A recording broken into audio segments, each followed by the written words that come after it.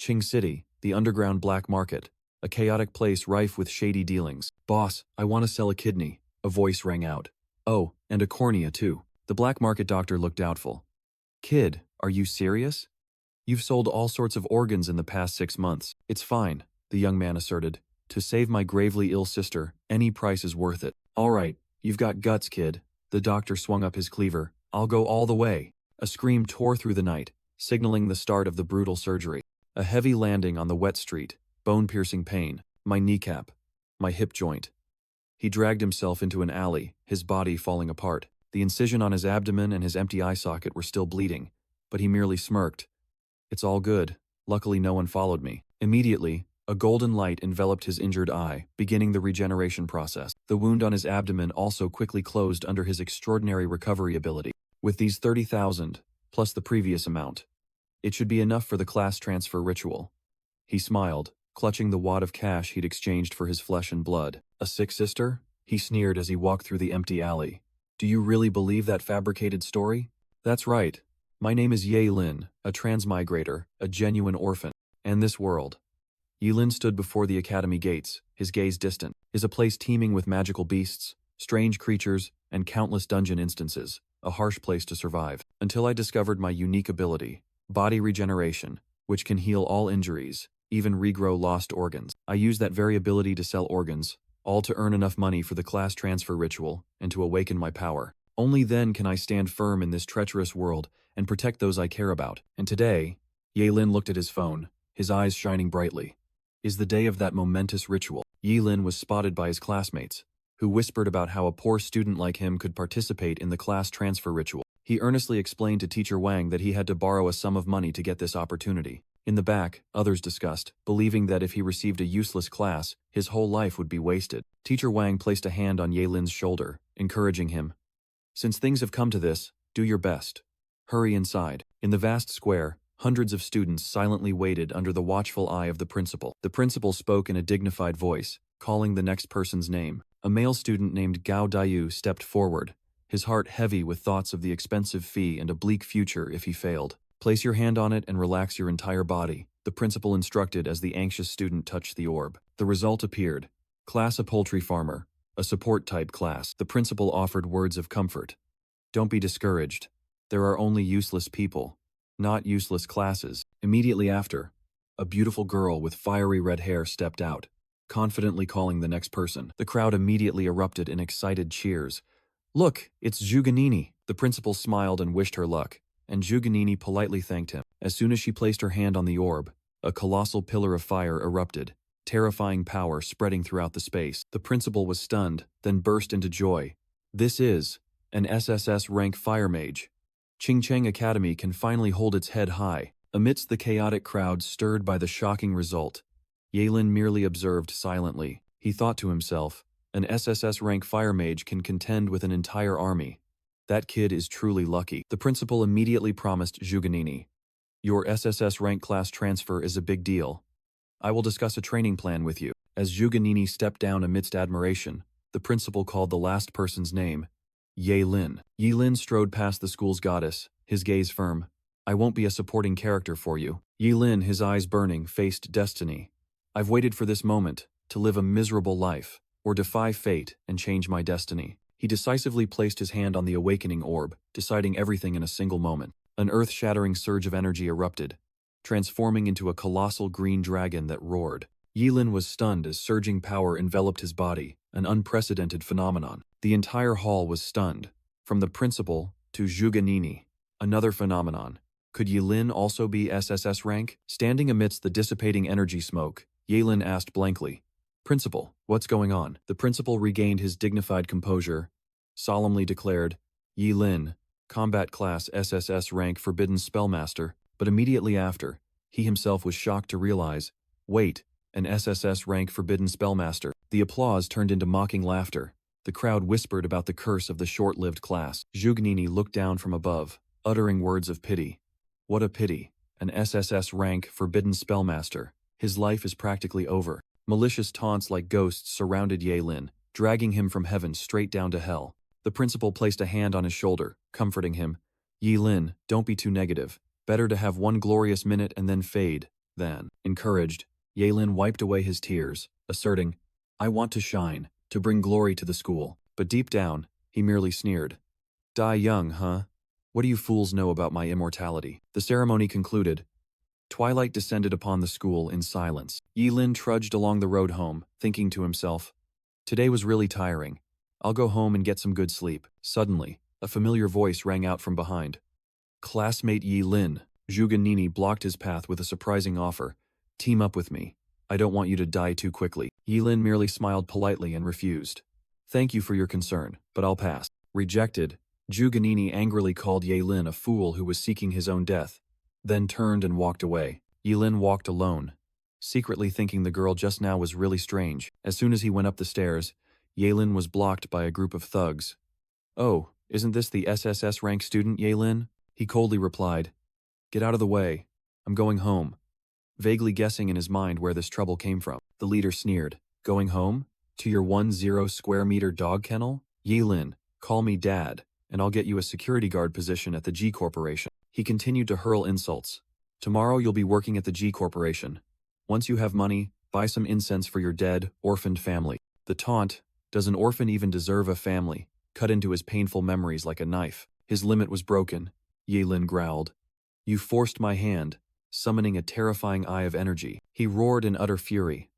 Don't you dare mention my lost family. A terrifying surge of energy erupted from the ground, throwing the entire group of thugs away. The leader screamed in panic.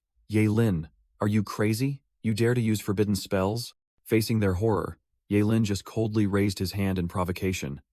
Come at me. The whole gang, scared shitless, turned and fled for their lives, screaming, Yaelin's gone mad. Save yourselves. Watching the trash who had just been so arrogant run away like scared dogs, Yaelin clicked his tongue in disdain. He stood in the middle of the crater he had created, muttering, my duodenum. It feels like it's been roasted. From afar, Zhuge witnessed everything, uttering contemptuously, Idiot. Yaelin, you're not worthy to stand beside me. Night fell, and an old apartment complex was enveloped in silence. Arriving home, Yaelin tossed his backpack onto the chair, finally able to breathe a sigh of relief. Back in his rented room, he began to calculate, sacrificing my heart to summon the destructive purple lightning. So if I want the chaos divine lightning, won't I surely die? Arriving home, Yaelin collapsed onto the chair, dizziness washing over him as the price for his regenerative power. Exhausted, he looked up at the ceiling light, a feeling of weariness engulfing his body. Meanwhile, Jiling ran home to tell his father.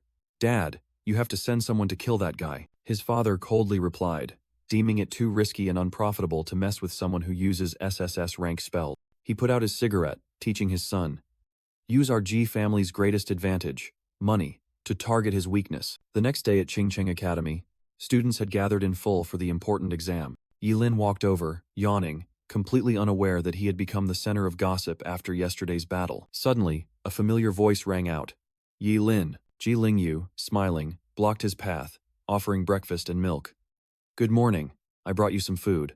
Yaelin narrowed his eyes warily. Can't beat me, so you're trying to poison me. But the young master quickly denied it. You awakened me, like a bolt of lightning, Jiling explained, making Yaelin lose patience. Just tell me what you want. The young master suddenly knelt down, sincerely declaring, I want to call you Big Brother. Yaelin was stunned, but Jiling insisted that he was the great role model he needed to follow. Sensing an opportunity, Yaelin smirked. If that's the case, paying a little tuition is only right, isn't it? He walked while naming his price.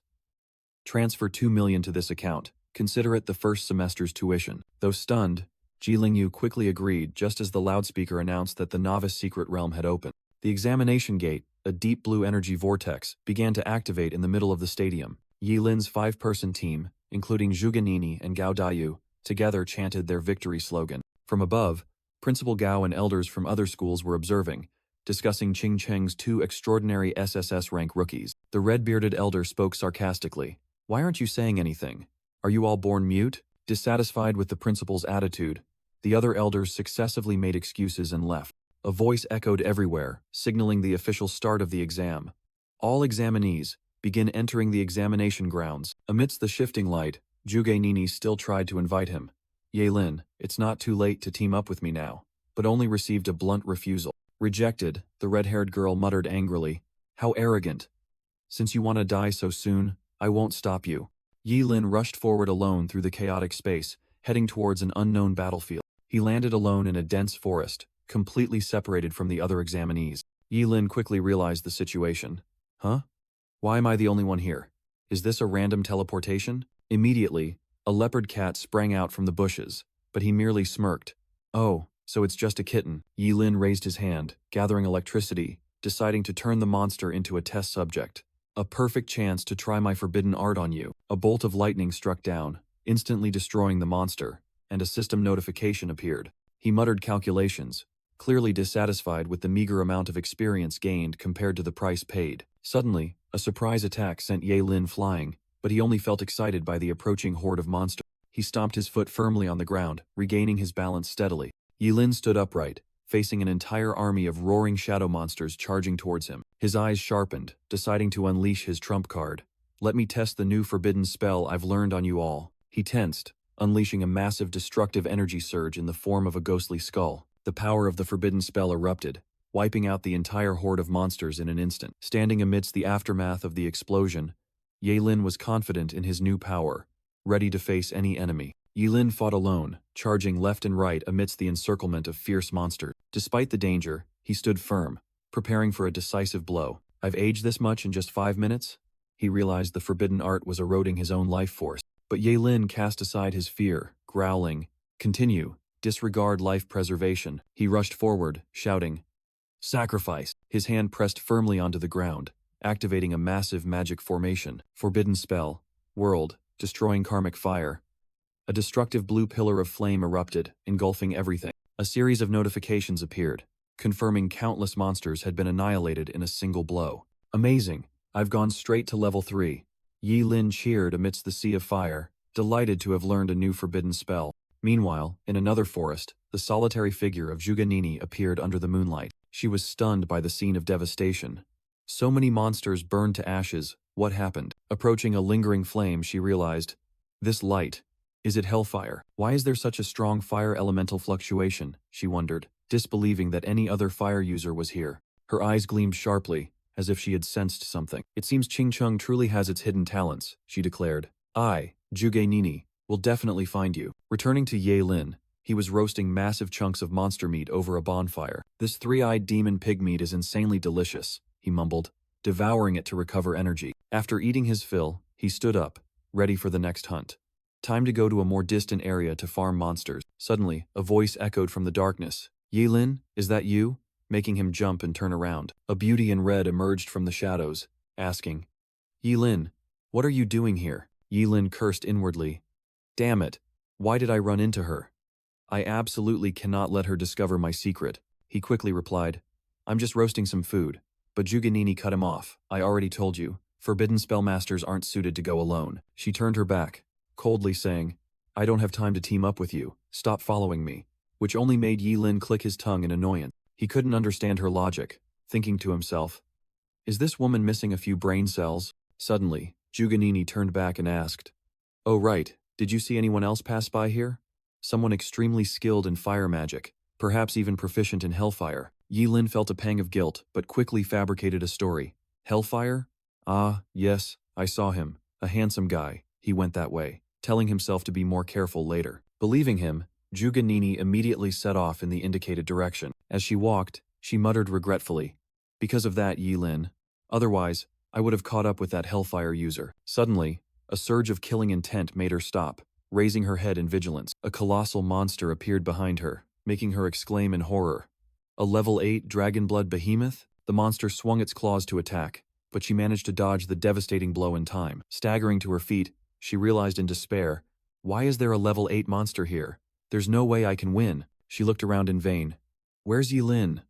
That coward must have run far away by now. With no retreat, Jugnini unleashed her fireball storm to counterattack. A barrage of fireballs slammed directly into the behemoth's massive body. However, the monster merely opened its glowing golden eyes slightly, completely unharmed. It let out a roar, then leaped into the air, preparing to crush the girl below. Facing death, Jugnini summoned her grimoire, growling, I will fight you to the very end. Juganini unleashed a series of powerful fireballs, but the dragonblood behemoth easily blocked them with its bony wings. What? The girl couldn't believe her eyes. Instantly, she was blasted away by a destructive surge of energy. The level 8 monster stood towering, its power truly overwhelming. Her body covered in injuries, Jugnini despaired. I was too arrogant. To die in a place like this, it's too humiliating. Suddenly, a blazing red pillar of fire descended from the sky. The raging energy transformed into the shape of a colossal beast. The dragonblood behemoth was swallowed by the hellfire in the blink of an eye. Juganini was stunned. That's hellfire. The level 8 behemoth was killed instantly. She looked up, seeing a figure standing on a tree branch, and asked, Was it you who saved me? Thank you, may I know your name? The mysterious figure in black, with a covered face, coldly replied, Just call me Ling Yi. A fleeting moment of confusion and emotion appeared on Juganini's face. She quickly continued, Classmate Ling Yi, which academy are you from? You saved me. I must thank you properly. No need. I was just passing by, the person replied, thinking inwardly that he didn't want any further involvement. Seeing him about to leave, she quickly stood up and called out, Ling Yi, please wait. He turned back, his tone warning, Don't follow me, it's very dangerous ahead. Besides, I think you should change your clothes first. The reminder made Juganini blush, and a torn piece of fabric from her chest fell off. Utterly embarrassed, she could only let out a scream, then collapse to the ground. Looking after the retreating figure of her savior, Juganini shouted, Ling Ye, just you wait. The day will come when I catch up and stand by your side. Meanwhile, Ye Lin had quickly left the dense forest. Letting out a sigh of relief, he thought to himself, She probably won't follow me anymore. What an idiot. Because of her, I wasted too much time. I need to level up faster. Suddenly, a new forbidden spell appeared. Undying. Sacrifice 2 years of lifespan to become immune to one fatal attack. Yi Lin rejoiced, realizing that with this forbidden spell, he would no longer fear being ambushed from behind. Even forbidden spells requiring the sacrifice of a heart or head, he could be immune to. This is truly a masterpiece. Now, nothing can stop me from grinding levels. At the same time, in the observation area, parents were discussing the final day of the exam. The principal of Qingqing Academy smiled in greeting, only to be mocked by another elder for boasting about 2 SSS-Rank students. The principal humbly replied, expressing hope that this year's record would be broken. Suddenly, an authoritative voice rang out, Principals, it seems you're all in high spirits. The newcomer was Zhuge Qianxing, Qingcheng City's top astrologer, who had come to visit his daughter. The principal immediately praised, Nini is the pride of our academy. Suddenly, the secret realm's teleportation gate rippled, and a shout rang out, Look, someone's coming out. The group was astonished, wondering why someone was coming out when the time hadn't ended yet. Juganini's graceful figure emerged from the spatial vortex, her attire fully restored. She was surprised to see her father and the principal, while they eagerly asked about her current level. Juganini confidently declared, I've reached level 12, as a notification board confirmed her as a level 12 firemaid. The elders and principals gasped in astonishment. What? Level 12? Has the record been broken already? Zhuge Qianxing playfully chided his daughter, suggesting she could have reached level 13 if she had stayed longer. But she merely replied, it was too boring inside. Juganini's eyes gleamed with determination as she thought to herself, I came out early just to find you. Yi Lin, don't even think about escaping this time. Meanwhile, in a deadly forest within the secret realm, Ye Lin suddenly sneezed and wondered, That's odd. Is someone talking smack about me? He realized he had cleared out all the demonic beasts in the level 10 area and muttered to himself, Did I kill them too quickly? To expand his search range, Ye Lin decided, In that case, let's try out my newly learned forbidden technique. He sacrificed a kidney, activated the swift feather forbidden technique, and roared, 10 times agility. Even an A rank wouldn't have this speed. Haha, excellent. Yi Lin was ecstatic, shooting off like an arrow. His body transformed into a streak of blue light, tearing through the air and piercing through the forest at incredible speed. The surrounding scenery was nothing but blurry streaks, left behind in the blink of an eye. Finally, he found his new targets. A pack of ferocious cyclone mantises. Yi Lin looked down with a hunter's gaze. 3 cyclone mantises? They're mine. Without hesitation, he continued his sacrifice. I sacrifice my bladder. A destructive bolt of lightning descended from the sky, bearing its name, Forbidden Technique, World-Ending Frenzied Thunder. Back outside, Jugnini calmly watched other examinees frantically rushing out of the teleportation gate. She started to feel impatient when she didn't see the person she was waiting for. That's strange. Why hasn't Yi Lin appeared yet? The elders also began to discuss the absence of the other SSS-Rank student. With only 3 minutes left, Jugnini reassured herself. Did I miss Ye Lin? No way. I've been standing here waiting the whole time. Suddenly, she looked up. A familiar figure was rushing out of the teleportation gate. Huh? That silhouette. It must be him. Juganini was stunned when the person who emerged was Yahello, who casually replied, "Time's up, so I came out. Is there a problem?" She turned her face away, coldly uttering a dismissive remark. "How could it be a coward like you? Leave me alone." Faced with such an inexplicable attitude, Yahello merely frowned in annoyance. "Huh, are you crazy?" Just then, the principal appeared, eagerly asking, "Yahello, you're finally out. What level are you now?" Yahello confidently declared his rank, an unbelievable number. "I'm level 16. The crowd was shaken, calculating that to reach that level, he must have eliminated 1,200 level 10 monsters. Principal Gao burst with pride, putting an arm around his student. "Well done. You are the pride of Qingcheng Academy." Meanwhile, elders from other academies had their own explanation. "What's so strange about level 16? He's a forbidden technique master after all." Whispers began to rise, suggesting that Yahello had frantically traded his life just for a bit of fleeting fame. Elder Su from Utai Academy stepped forward to question, accusing Principal Gao of pushing students to their deaths for honor. But Yahello firmly replied that this was his own choice, to shine brightly just once. Zhuge Qianqing applauded his spirit, asserting, "No matter what, he is still number 1 in this exam." He approached, introduced himself as Zhuganini's father, and offered to help Yahello in the future. Suddenly, a red-robed elder objected. "Who said he's number 1? When Lingye comes out, his level definitely won't be lower." When no one knew who Lingye was, she remained adamant, making Yahello secretly think, "Stupid woman, just keep waiting here." Feeling there was nothing more to say, Yahello asked the principal and Mr. Zhuge for permission to return and rest. As soon as he left, the secret realm gate closed, and Zhuganini desperately wailed because she didn't see the person she was waiting for, blaming Yahello for everything. She turned to scold her father, but Zhuge Qinjingli asked, "I believe you. So did you come out early just to identify him?" Then he put forth a hypothesis that stunned everyone. "Nini, is it possible that Yahello is the Lingye you're looking for?" Zhuganini still insisted. "How can Yahello compare to Lingye? He's as timid as a rabbit." At the same time, in an apartment in the city, Yahello suddenly let out a loud sneeze. He mumbled, "Who's talking bad about me? It must be that silly girl Zhuge Nini again." Suddenly, a knock on the door made him curious. "Who's looking for me at this hour?" Outside the door was a stranger in a suit, who introduced himself as Manager Wang of Brain Boost King Company. The manager got straight to the point, inviting Yahello to be their brand ambassador for a generous fee. Hearing about money, Yalin's eyes lit up, and he asked directly, "How generous is generous?" Manager Wang smiled, held out a bottle of medicine, and announced a shocking figure.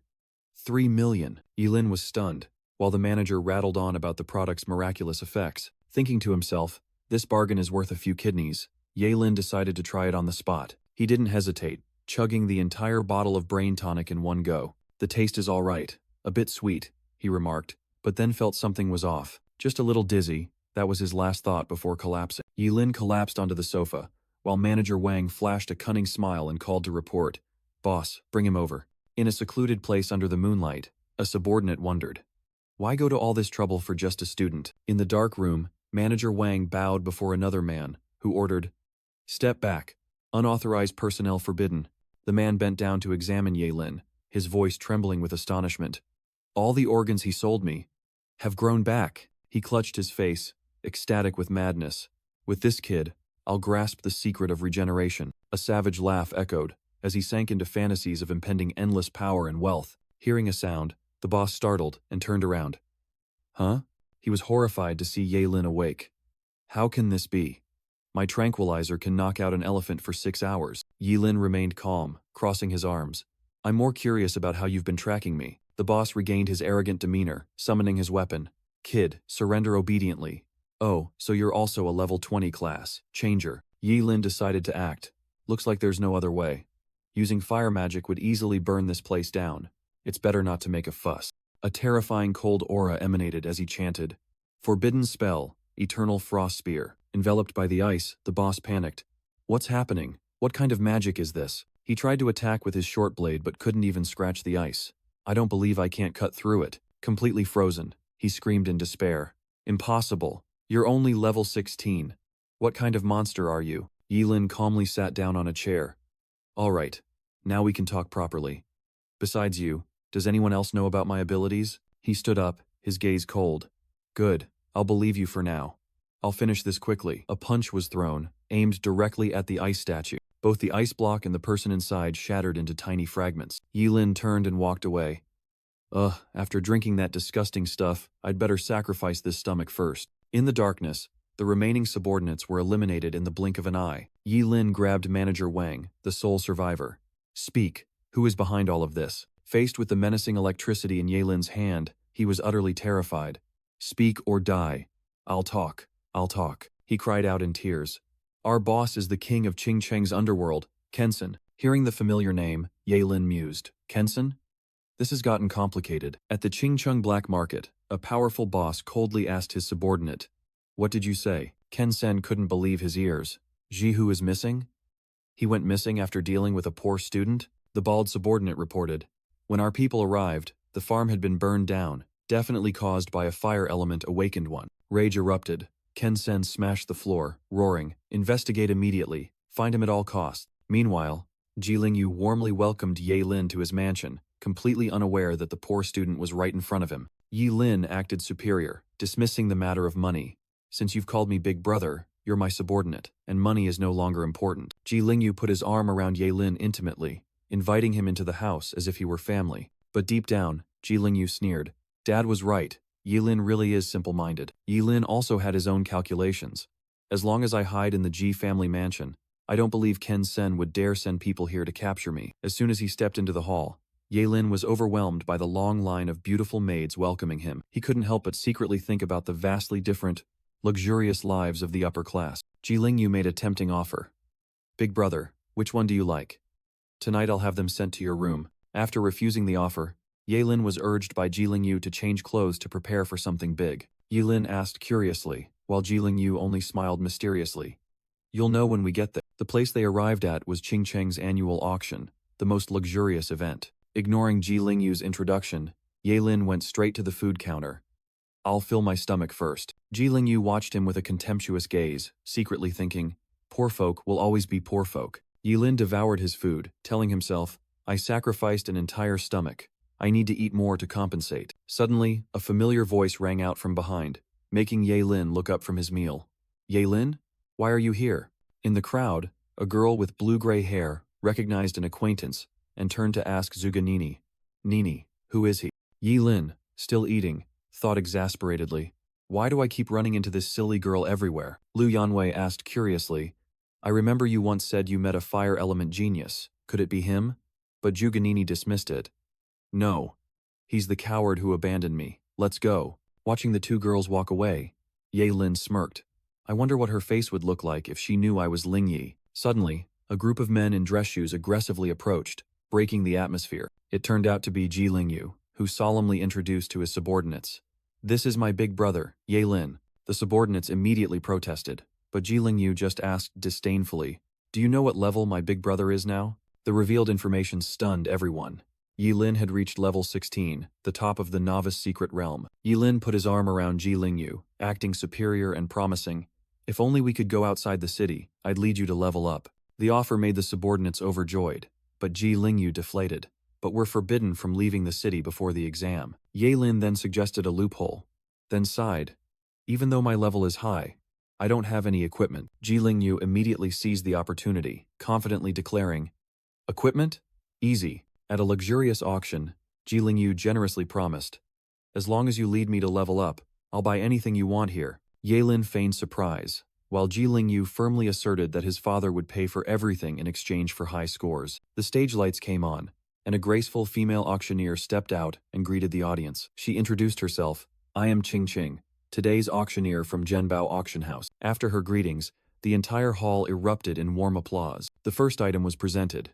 An epic fire element skill scroll with a starting price of 500,000. Immediately, hands went up, and the price was pushed up to 600,000 inches the blink of an eye. Amidst the lively atmosphere, Zhuge Qianqing calmly shouted, 3 million, causing the crowd to exclaim in awe. Yilin stood in a corner, secretly thinking about the extravagance of the rich and feeling smug about his identity as a forbidden spellmaster who didn't need buying and selling skills. Jilingyu reminded his big brother, who was using the alias Lingyu, to bid if he saw any useful items. The auctioneer Qing introduced the next item, the Imperial Dragon Ruyi Ring, a supreme treasure with a starting price of 2 million. Immediately, the hall erupted. with bids being placed continuously in fierce competition. Yulin smirked, recognizing the value of the ring, and ordered Ji Lingyu, bid. Ji Lingyu obediently turned to his father, and the powerful man simply nodded in agreement. Chairman Ji shouted a bid of 8 million, secretly calculating that after Yahello died, this item would return to the family. Just as victory seemed certain,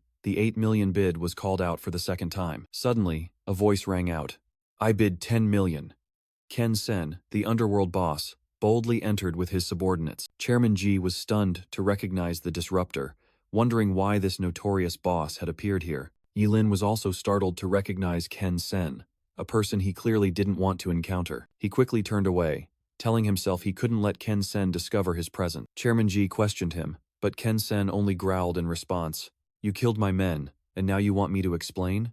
While denying it, Chairman Ji defiantly raised the bid to 12 million, turning the auction into a battle of honor. Ken Sen sneered, accepted the challenge, and declared he would see this game through to the end. In another scene, a subordinate reported to Ken Sen that the suspicious car had been confirmed to return to the Ji family villa. With the evidence in hand, Ken Sen put on a mask, his eyes burning with hatred, swearing to annihilate the entire Ji family while the ring was sold for 12 million. Finally, Chairman Ji handed the ring to Yahello, asking if he liked the expensive gift he had just won. After Ken Sen left, Ji Lingyu curiously asked his father about the man's identity. Yilin subtly advised Chairman Ji to be more cautious, as a tall tree catches much wind. The Imperial Dragon Ruyi ring not only greatly increases spiritual attributes, but also blesses the wearer with 10 luck points. Yahello promised to guide Ji Lingyu, making Chairman Ji happily declare that he would cover all the equipment Yahello needed. Returning to his room, Ji Lingyu was tired but excited, urging his big brother to choose whatever he wanted. A series of treasures were laid out: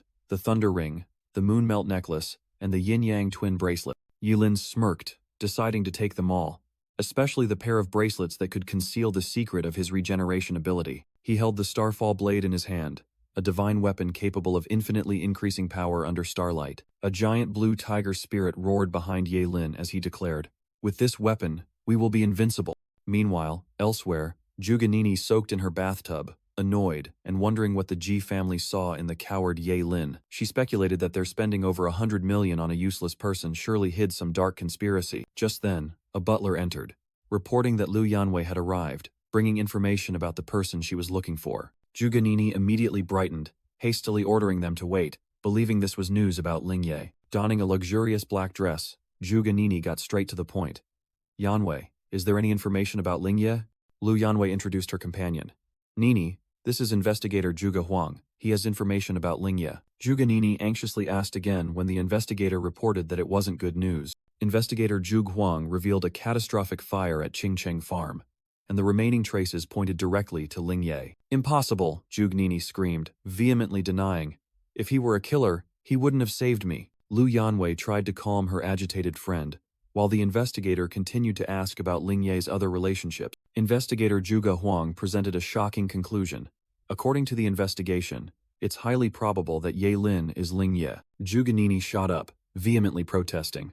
Absurd. Yahello is just a coward. How could he be Lingye? Zhuge Huang's eyes flashed with a purple light as he activated his lie detection ability, pressing, "Are you sure?" Trusting the results of his ability, the investigator temporarily set aside his suspicions and left with Lu Yanwei. Meanwhile, elsewhere, Ji Lingyu excitedly led his big brother Yahello to the Job Changers Guild to test out his new equipment. Facing the receptionist, Yahello calmly requested, "I'm level 16, but give me a level 40 training room." Immediately after, he faced an entire room full of level 40 training dummies by himself. Hundreds of glowing red eyes of the inanimate combat machines simultaneously lit up, ready for battle. Yahello drew his sword, a confident smile on his lips. "No cameras, so I can go all out." He swung the life sword, roaring the spell's name, Burning Reincarnation. A single slash created a colossal azure sword chi, sweeping away everything in its path. Standing amidst the wreckage, Yahello exclaimed with satisfaction, "Good. Let's try other spells." Outside, Ji Lingyu was still bragging to the receptionist about his big brother's intense training. Yahello walked out, nonchalantly saying, "A level 40 training room that gets destroyed by a level 16 person like this. The quality is too poor. I won't be paying for it." With that, he and Ji Lingyu turned and left, leaving the receptionist bewildered. Sensing something amiss, the girl quickly turned to look at the training room door. The sight inside left her speechless. The entire spacious room was now nothing but desolate ruins. At the same time, at the Ji family mansion, 2 guards were still solemnly standing guard at the main gate. Suddenly, a poisoned needle tore through the air, embedding itself directly into the neck of one of them. "Hey, what's wrong with you?" the guard exclaimed in panic as his comrade suddenly collapsed. He only had time to freeze for a moment before it was his turn. Inside, Ji Lingyu's father was startled by the noise. "What's going on outside?" The old butler rushed in, breathlessly reporting, "Chairman, run quickly!" But before his warning was finished, he collapsed with a horrified scream. A stranger appeared, smiling sinisterly. "Mr. Ji, we meet again." "Ken-sen!" Ji Lingyu's father roared, drawing a gun and pointing it directly at his enemy. But the assassin's weapon was a step faster, knocking him down without any difficulty. "What a fool, using a gun against an awakened," he scoffed. A subordinate rushed in to report, "Boss, I couldn't find them."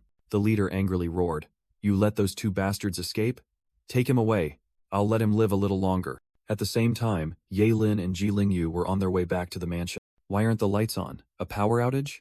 Ji Lingyu was surprised by the unusual silence. Yilin stopped abruptly, his eyes behind his glasses glinting with a sharp, cold light. "The smell of blood," he yelled and dashed at full speed towards the house. Yilin's hand rested on the light switch, ready to reveal the horrifying truth. The lights flickered on, revealing a brutal scene with bodies strewn everywhere. "No, we must have come to the wrong place.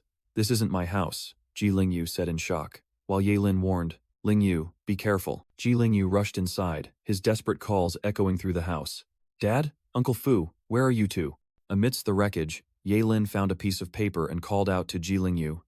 "Lingyu, come here and look at this." He handed his friend the clue he had just discovered. On the paper was a cruel ransom note. "If you want to save your father, bring Yi Lin to the black market. Every 6 hours, I'll cut off a piece of it." Ji Lingyu crumpled the letter, roaring in fury. "It's Ken-sen, I'll kill him." Yi Lin tried to calm his agitated friend. "Lingyu, this happened because of me." But Ji Lingyu brushed him off. "No, I want to kill him myself and save Dad." Seeing that he couldn't be persuaded, Yaelin delivered a decisive blow, striking the back of Ji Lingyu's neck while he was still yelling, "Big brother, I must." Supporting his fading friend, Yaelin whispered a promise. "Trust me, I'll bring Uncle Ji back safely." He gently laid the unconscious Ji Lingyu on the bed. Yilin's eyes turned cold, and he hissed, "Ken-sen, I'll show you how terrifying a sorcerer who disregards life and death can be." In a dark, hidden corner of the city, a deathly skull symbol appeared on the mottled wall. This was the Qing City Black Market, guarded by stone-faced individuals. A shadow glided through the night, gently descending from above. Yi Lin, now masked and carrying twin swords, began his infiltration. He hid himself high up, thinking, "Good thing I'm fast enough." Suddenly, a mysterious smile emerged from the darkness, startling Yi Lin. "They found me that fast? Impossible." The enemy's thugs appeared, pointing guns at him. "Buddy, what era are we in? Why are you still hiding in the shadows?" Countless infrared laser beams locked onto the target, and Yaelin realized he had been detected by thermal cameras. Cornered, he decided not to hide anymore, muttering, "In this situation, charging straight in is the simplest." Yaelin roared, "Forbidden art!" Burning Samsara, sacrificing his left arm to unleash a terrifying surge of dark power. Disguised as an old man, Yaelin clutched his hip, feigning a cry. "Oh, my kidneys." The subordinates aimed their guns, one ordering, "Big bro says he's a nuisance. Shoot him." Yaelin flipped in midair to dodge bullets, and several vials of medicine scattered from his person. A terrifying purple energy explosion engulfed the entire area. The subordinates stared in shock as figures were swallowed by the energy vortex. Returning to his true form, Yaelin declared, "It's come to this. No one who sees me tonight is allowed to leave alive." He charged forward, boldly declaring war. "Ken-sen, your master is here." Suddenly, a subordinate appeared, unleashing a move. "Wing magic! Wind blade!" Yaelin deftly dodged the attack, secretly astonished. So fast. He quickly analyzed his opponent. A wind element awakener, level 30 or higher. 2 other figures blocked his path. The man speaking, "You brat, daring to come here alone. Aren't you afraid of death?" Yaelin drew his sword, his eyes sharp. "You're out of luck, because I brought my sword." He swung his sword, shouting, "Starfall Silver! Sorcery! Life Sword! Let's see how many times I can stab you." The red-brown-haired subordinate roared furiously, "Brat, don't be arrogant. Wind magic. Dragon spear." Yaelin didn't flinch, charging straight into the confrontation. First sword. The female assassin in purple seized the opportunity to attack from the side. "Fast, take this. Wind blade." Yaelin spun to dodge and counterattacked instantly. Second sword. The female assassin sneered, mocking. "Fast, but are you trying to give me a massage?" Yaelin charged forward, confidently declaring, "Don't worry, just wait and see." You don't even know my swordsmanship yet. Third sword. His blade violently clashed with the red-haired subordinate's weapon. Facing two enemies, Yahello didn't flinch. Fourth sword. A continuous sword technique was unleashed, from the 5th to the 8th strike, completely dominating the battlefield. Another subordinate screamed in terror as he watched his comrade fall. Seventh brother. Yahello casually looked at the energy orb in his hand. Ouch. The 8th strike was a bit strong. The remaining subordinate sat on the ground, stammering in despair. How can this be? What kind of swordsmanship is this? Removing his mask, Yahello coldly replied, You don't need to know. A sword flash, and the female assassin could only shriek in horror as she saw her comrade fall. Fifth brother, she screamed in madness, her ultimate fear turning into an accusation.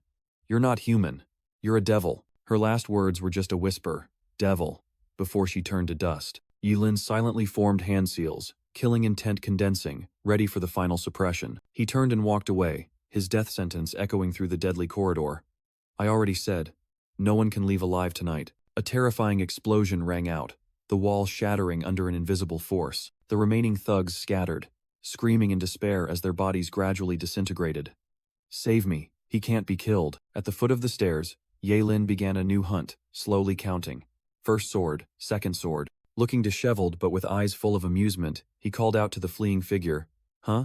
Don't run, I'll have to count from the beginning. Suddenly, his gaze froze, as if he had discovered something unexpected. A tall figure blocked Yehlin's path. It was Jai Shouqi, the Qing City Black Market's top warrior, level 42. Brat, what's your secret? The man asked curiously. So heavily injured yet still not down, Yahello panted, trying to buy time. You put down your axe first, then I'll tell you. Then I'll just have to kill you first and study you later.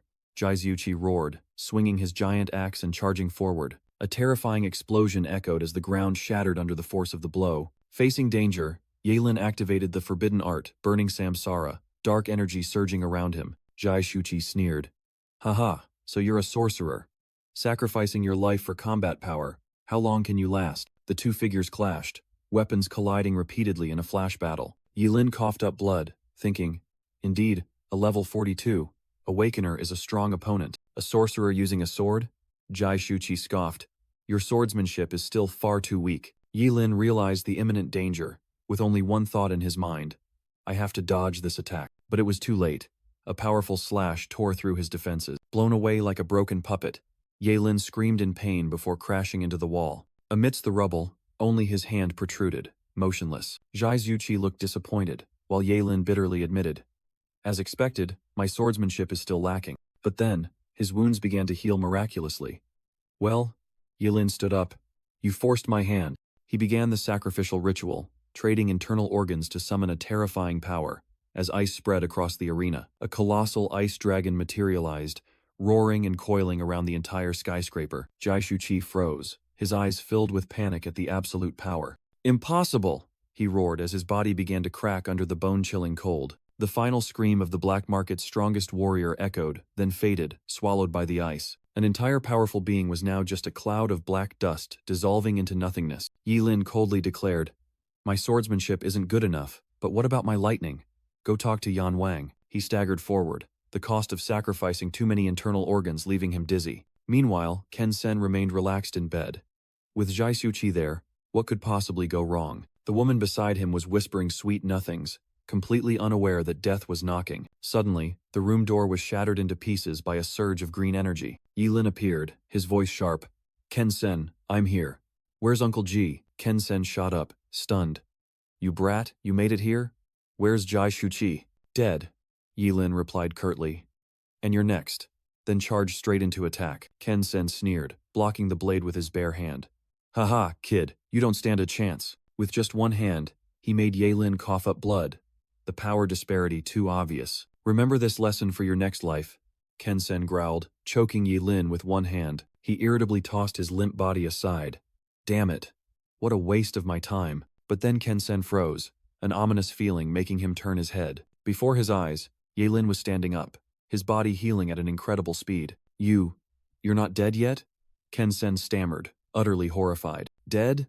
I haven't even had my fun yet, Yahello retorted, sacrificing his left eye to activate a forbidden art. What kind of forbidden art is this? Ken Sen roared, helpless as ice locked his body from his feet up. Yahello coldly questioned his immobilized enemy. Speak, where is Uncle G? I won't tell you. Ken Sen gritted his teeth, determined not to utter a word. Then you can lose those hands, Yaelin finished, and Ken Sen screamed in excruciating pain. Suddenly, a loud noise echoed as the door at the end of the hallway burst open. A woman in revealing sleepwear appeared, pointing a gun at Ji Lingyu's father's head. Stop, or I'll shoot him dead. Oh, a hostage exchange? Yilin smirked, completely unfazed by the new situation. Don't come closer, she screamed. But Ken Sen roared back. Get out! I don't need your help. Losing her composure, the woman pulled the trigger, unleashing a volley of bullets at Yaelin. The bullets embedded straight into his body, making Yaelin pause. Seeing him fall, Ken Sen frantically yelled at his accomplice. Idiot! You can't kill him! The girl froze as Yaelin, without a scratch, slowly rose from the pool of blood. He calmly raised a finger, and a cold energy began to converge. Forbidden art? The woman shrieked in utter terror as the gun in her hand instantly froze. It was all me. Ken Sen stepped forward to shield her. She doesn't know anything. Too noisy. Yilin dismissed, gliding past both of them and swinging his sword towards the hostage. After defeating Ken Sen, Yaelin coldly questioned the remaining woman. What are you screaming about? I won't let you escape. The woman watched in horror as Yaelin grabbed the unconscious hostage, stammering, You killed Ken Sen. Are you going to kill me too? Don't be stupid. I never kill women, Yaelin replied curtly, hoisting Ji Lingyu's father onto his shoulder and turning away. You're free. Left alone amidst the ruins, the woman could only stare blankly at his retreating back. The scene shifted to a city engulfed in flames, a consequence of the raid on the black market. At the Ji family mansion, Ji Lingyu was overjoyed to see his father safe in bed. The young man couldn't hold back his tears, while the father comforted his son and reassured him that the family was fine, and Yaelin just quietly watched. Ji Lingyu's father turned to ask Yilin how he had rescued him while he was unconscious. Yilin calmly fabricated a story. It was my friend, Ling Yi, who saved you from Ken Sen. He even burned down the entire black market. Although still doubtful, Ji Lingyu's father let it go and reminded them both about the upcoming final exam. Just then, investigator Zhuge Huang and his agents burst in, holding an arrest warrant. Yaelin, we suspect you are involved in a murder case. Yilin thought to himself, resisting arrest would be too risky. I'll just go with them for now. Ji Lingyu angrily shouted, but Yaelin calmly instructed his father to bail him out, and was promised the best lawyer. At the same time, elsewhere, a room door burst open. An assistant walked in to inform Zhuganini. Nini, we have news about Ling Ye. Zhuganini sprang to her feet, her eyes shining brightly. They found him? But the assistant announced that Officer Huang was waiting for her downstairs. The assistant quietly stepped into the hallway, coughing a few times. In another space, the mysterious assistant held a phone, his voice full of hidden meaning. Yilin, I truly didn't expect you could kill Ken Sen by yourself. Yilin was being escorted to the Qing City Investigation Bureau headquarters, a future full of interrogations awaiting him. In the cold interrogation room, a man in a black suit walked in to face Yaelin. Maintaining his composure, Yaelin declared, Until my lawyer arrives, I won't say anything. The interrogator sneered. Kid, you're quite arrogant. He suddenly grabbed Yaelin's collar, growling, Speak. Where is that item? While Yaelin bewilderedly asked back, What item? Don't pretend anymore. Hand over the key you took from Ken Sen, and I'll let you live, he roared, then threw him against the wall. Although he didn't understand what was happening, Yaelin decided to fabricate a story. I have the key, but if you kill me, you'll never find it.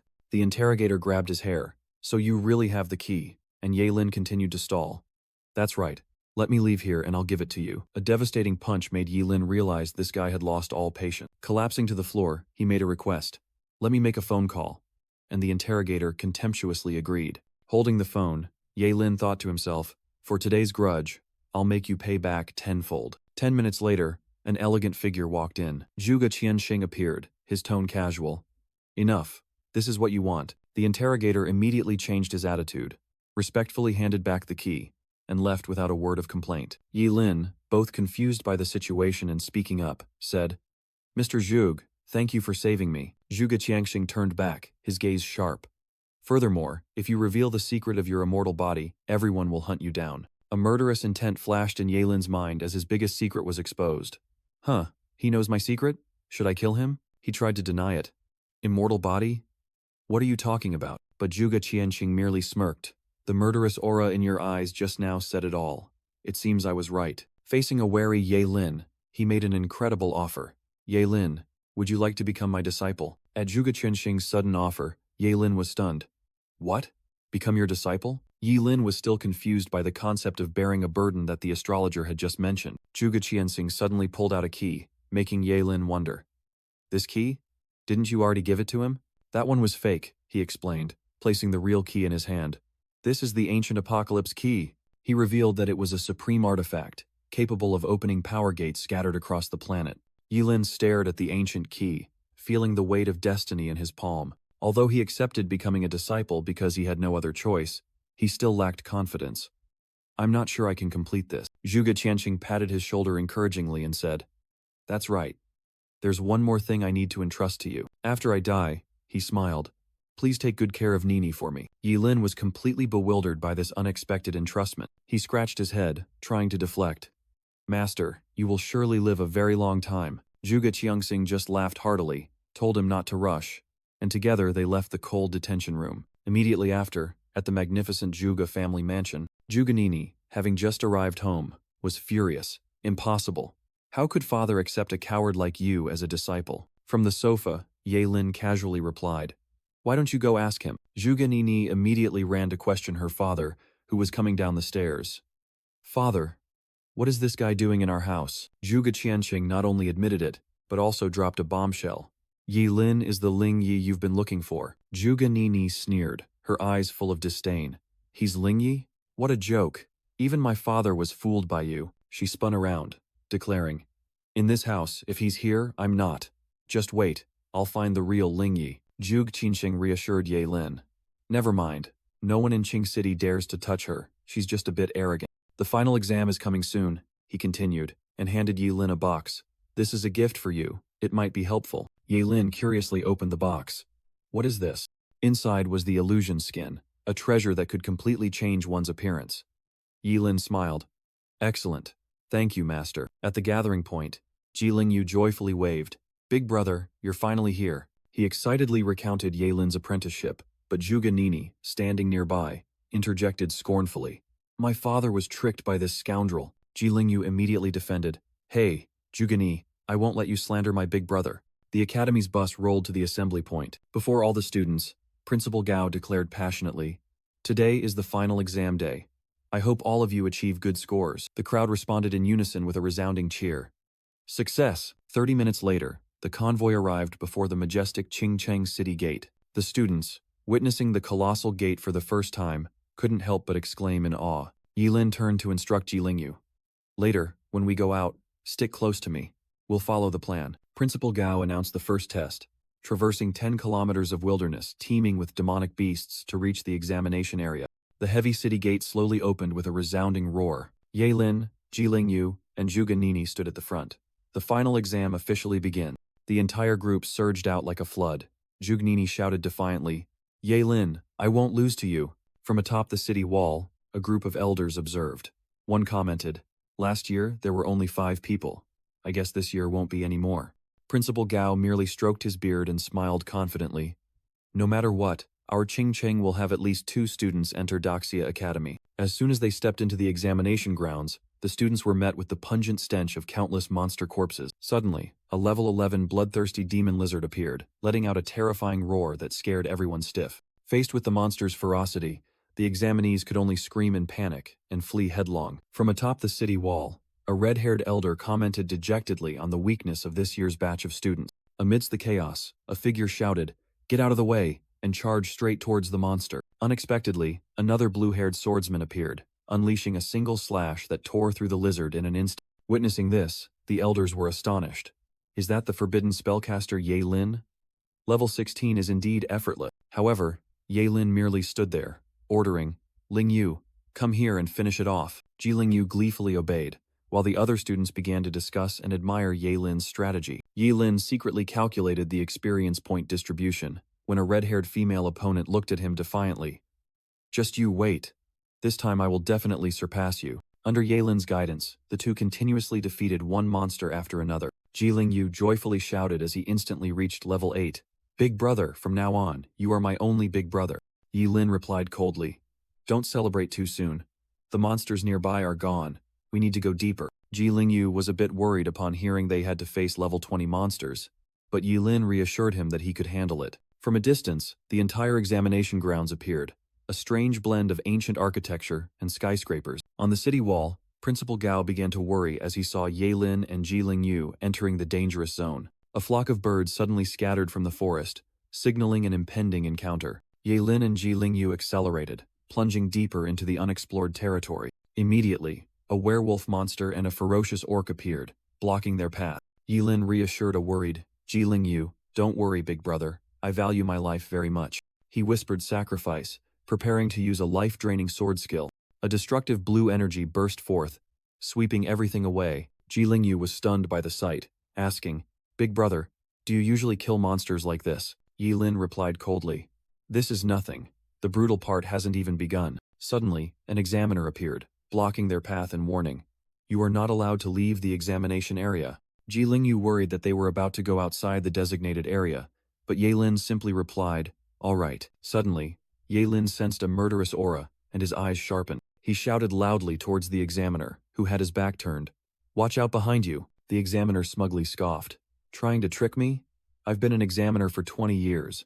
I won't fall for such childish trick." Right behind him, a level 33 goblin hero appeared and let out a ferocious roar. The examiner's face went pale as he cried out, "Run! It's level 33. Amidst the chaos, Yaelin shouted, "Ling Yu, run, I'll distract it."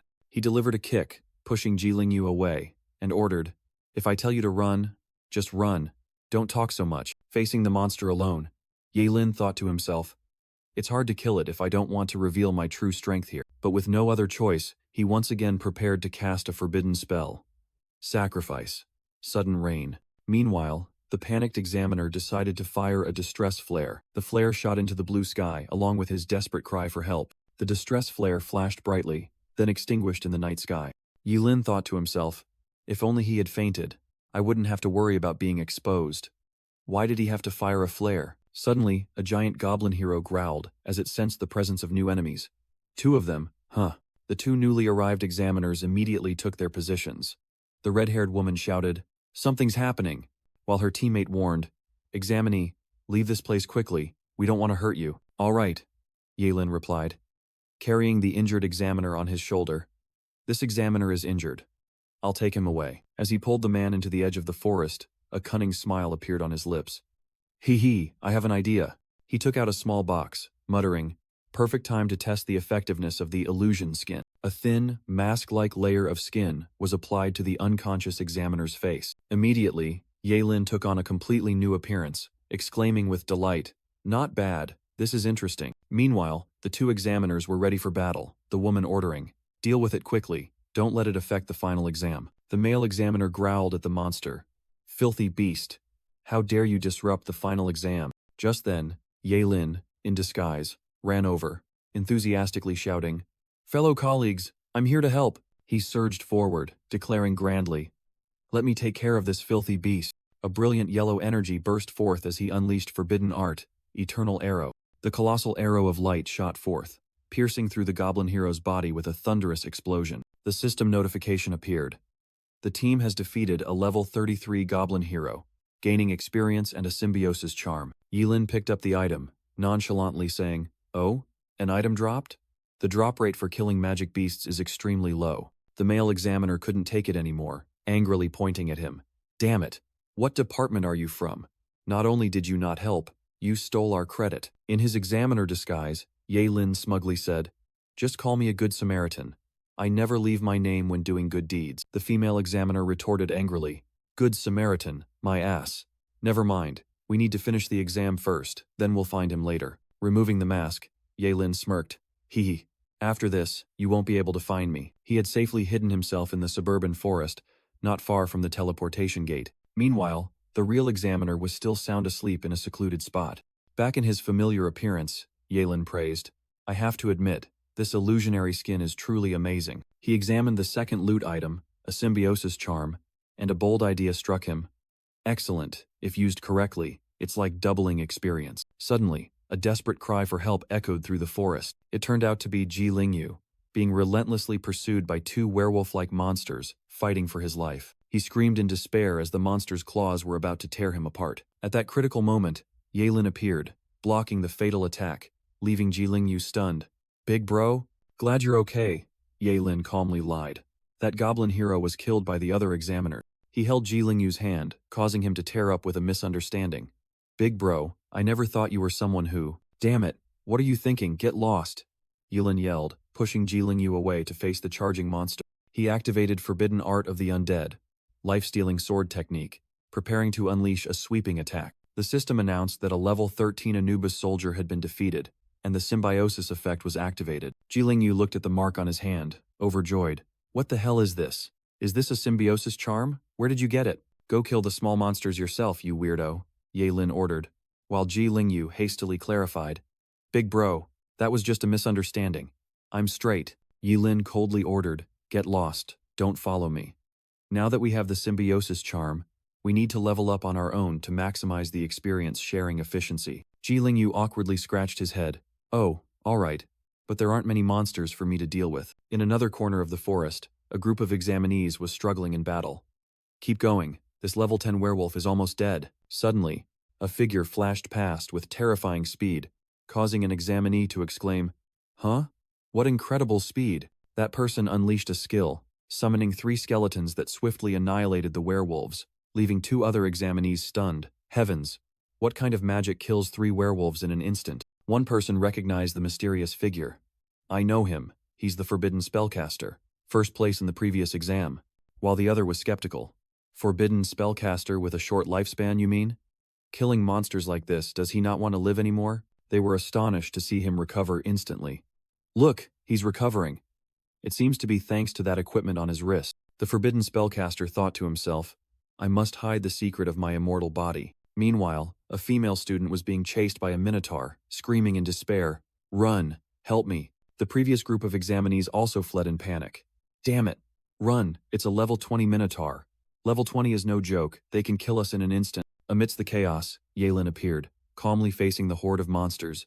Just run, all these monsters are mine. A flash of green light, Ye Lin swung his sword, wiping out all the monsters in a single strike. In a safe spot, Ji Lingyu burst out laughing with joy as countless experience notifications appeared. Ha ha ha, Big Bro is amazing. Who can keep up with leveling like this? In the monitoring room, Principal Gao looked at the screen showing the Minotaur and sighed. He regretfully said, if this child weren't a forbidden spellcaster, our Ching Cheng would have gained another dragon. Another group of examinees advanced leisurely, their leader fanning himself with a paper fan and saying, See, I told you, starting late is a good thing. After the monsters are cleared out, our path will be much easier, he explained. The whole group happily ran forward. Excellent. At this rate, we can reach the teleportation gate safely. Hurry up. A group of students was smug about taking a shortcut, while Ye Lin secretly calculated, all monsters have been eliminated, and I've also reached level 18. Standing before the colossal teleportation gate, Ye Lin declared, It's time to enter the final exam area. He decisively stepped forward. The surrounding space shattered as Ye Lin passed through the gate. He was astonished by the scene inside. So this is the final exam area? Suddenly, Ji Lingyu joyfully ran over, shouting loudly, Big bro! Big bro, you really are my true big bro. Can you believe it? I've reached level 15. Ji Lingyu clung to Ye Lin, making him snap. Enough, let go, there are too many people. In another corner, the girl in the red dress muttered, Damn it. All that effort just for 2 levels. But it's fine. In the final round, everything will be decided by true strength. Suddenly, a group of examiners descended from the sky, attracting the attention of all the examinees. They landed in front of a colossal stone tablet, and a voice echoed, demanding silence from everyone. The man in the suit stepped forward. Welcome, examinees of Ching Cheng, to the 886th final exam. I am the chief examiner, Lin Yuan. Lin Yuan explained. The forest outside was merely a qualification test. Only those who survived and reached this point are permitted to participate. The exam is divided into 2 parts, comprehensive assessment and arena battle. The comprehensive assessment has 10 stages, with a maximum of 10 points per stage. Only those who achieve a total of 85 points are eligible to participate in the arena battles. Each win in the arena will grant 10 points. The total maximum score is 150, which will determine this year's top scorer. Lin Yuan emphasized the final rule. The use of special items during the exam is strictly prohibited. Violators will be disqualified. The rules have been disseminated. The stone wall opened a path, and he gestured. The comprehensive assessment begins. Please form lines of 10 and proceed into the assessment room. Ye Lin stood before the gate, surrounded by lightning energy, his eyes resolute. It's finally here. The test that will decide my fate. Yilin's eyes were firm, as he silently resolved. Now it's time for me to personally write my own destiny. A flash of light signaled the start of the final round. Inside the grand hall, the most elite examinees entered the assessment area. In the monitoring room, Chief Examiner Lin Yuan calmly reviewed the list. Suddenly, Supervisor Su Chengxin from the Supreme Academy appeared and spoke. "My apologies, Chief Examiner Lin, I'm late." Lin Yuan smiled in response. "No need to apologize, you're just in time. Are there any outstanding examinees this year?" He presented Yelin's file. "There are a few good ones, especially this kid, already level 18. What a pity." Su Chengxin was surprised. A forbidden spellcaster? Even so, the Supreme Academy will still accept him. "That's why it's a pity," Lin Yuan explained. "If he weren't a forbidden spellcaster, Qing Cheng would have gained another dragon." Meanwhile, Yelin's second round results appeared. A perfect score, with a power index of 480 and spirit of 1,199. The other examiners buzzed. A forbidden spellcaster with power even greater than a warrior? What the hell is going on? On stage, Lin Yuan announced. Phase 3, the brutal attack power test. Use your strongest skills. Yilin smirked, thinking, my strongest attack skill? If I use the divine chaos lightning, I'll be exposed. Then I'll just use the weakest type of lightning. Sacrifice. Tonsils. He unleashed a terrifying destructive lightning bolt, shouting, Forbidden art. World. Ending lightning. A female examiner was stunned. What? The level 25 dummy? Completely vaporized? The others also couldn't keep calm. Good heavens. That kid dared to use a forbidden art right in the final exam. Without a hint of hesitation, Yilin effortlessly passed the agility test, once again achieving a perfect score. Yilin smoothly glided through the explosive power test, easily achieving a perfect score. In the monitoring room, Chief Examiner Lin Yuan muttered, this kid is using something akin to a forbidden art. Living past 25 is already a miracle. A junior examiner suggested, Chief Examiner Lin, should we increase the difficulty for his final round? Lin Yuan turned to ask the supervisor for her opinion, but Su Chengxin flatly dismissed it. The power of a forbidden spellcaster comes at the cost of their life. The Supreme Academy would only be wasting resources on him. Is that so? What a pity. Lin Yuan sighed softly, his eyes revealing clear regret. After completing all the tests, Ye Lin and the other examinees proceeded to the final assembly area. Ji Lingyu excitedly ran over. Big bro, I got 96 points. I'm definitely in. Yilin casually asked, why didn't you get a perfect score? Causing Ji Lingyu to dejectedly explain that he lost points in the combat assessment. Lin Yuan began to announce the rankings. First place, Ye Lin, 100 points. Second place, Zhuge Nini, 100 points. The female examiner announced that those with less than 85 points must leave, while those remaining would proceed to the final round. Zhuge Nini immediately protested.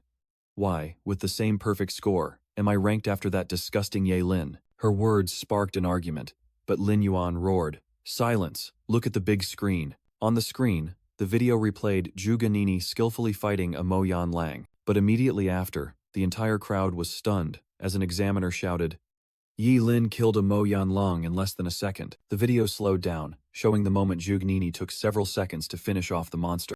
In stark contrast, Ye Lin merely stood still as the monster behind him disintegrated into dust. All those who had just protested were speechless, unable to utter a word at the overwhelmingly clear disparity in power. Lin Yuan coldly turned back, his voice echoing through the silent space. Does anyone else have any opinions on the results of the final exam? The female examiner announced. Contestants with over 85 points have half an hour to rest and prepare for the tournament. Meanwhile, the elders were discussing animatedly. First and second place are both from Qingcheng Academy. Principal Su hit the jackpot this year. Principal Su laughed heartily, proudly boasting. Not only that, fourth place Ji Lingyu is also one of mine. Another elder immediately reminded him, don't celebrate too soon, the tournament is the main event.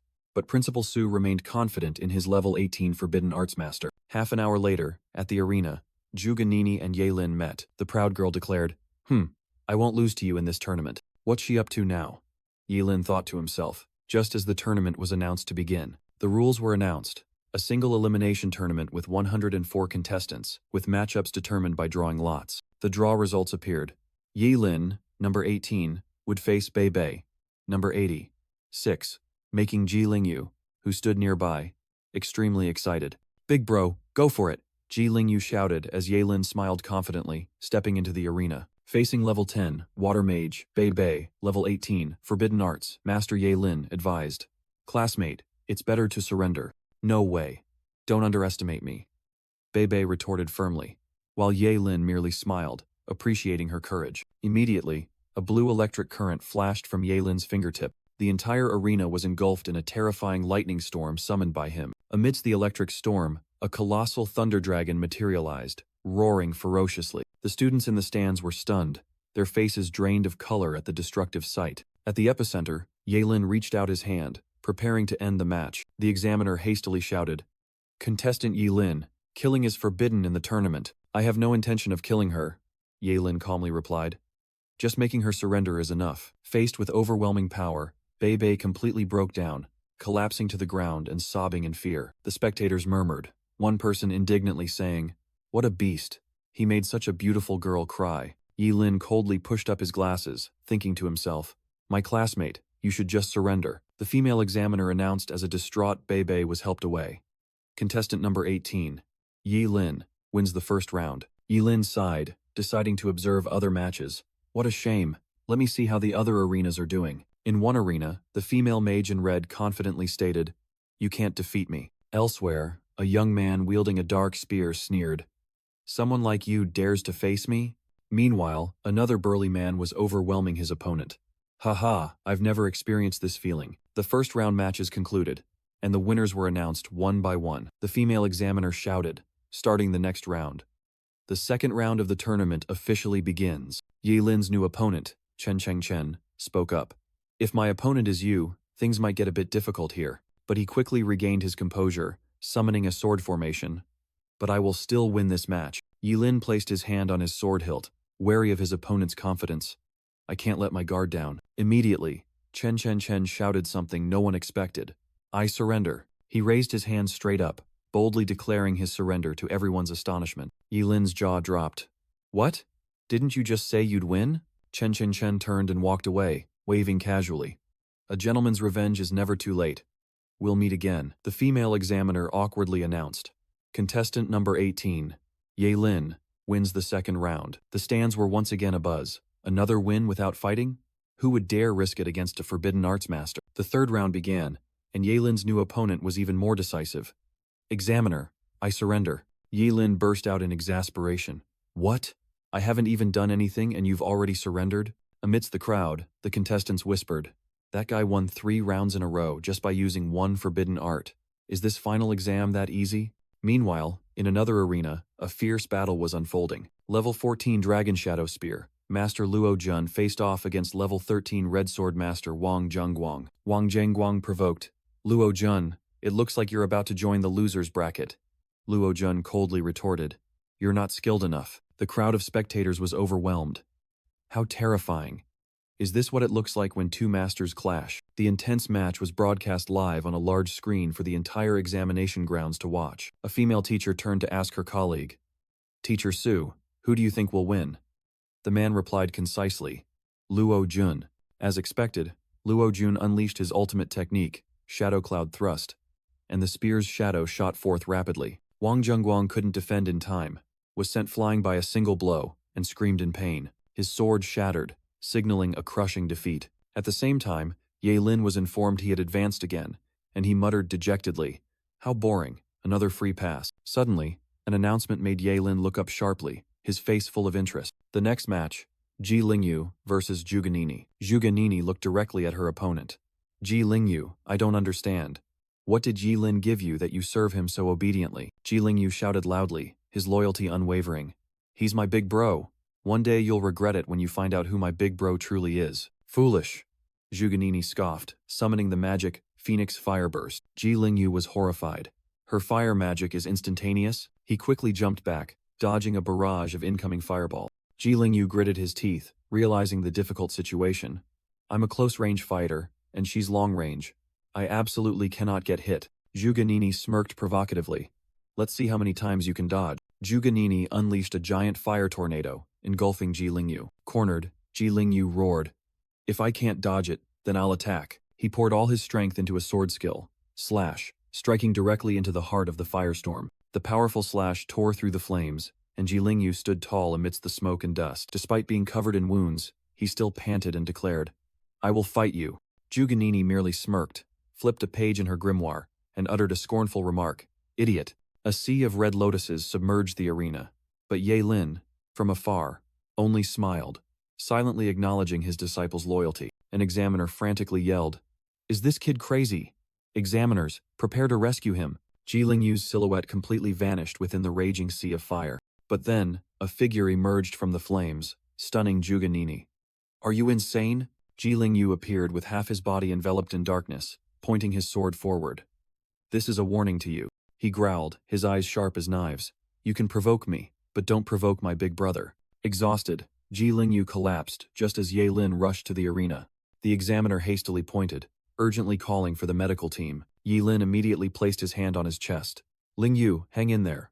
I'll use the yin-yang ring to protect your heart." Standing behind, Zhuge Nini mumbled regretfully.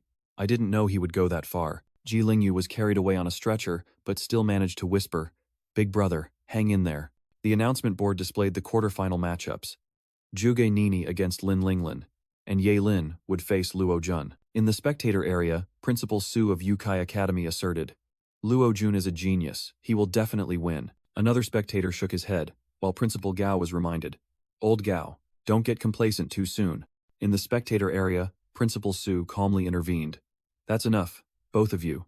The match is about to begin." In the arena, Luo Jun, a level 14 Shadow Dragon spearman, spoke.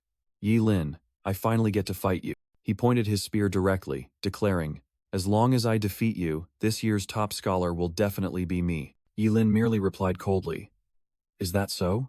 As soon as the match began, Luo Jun roared and charged.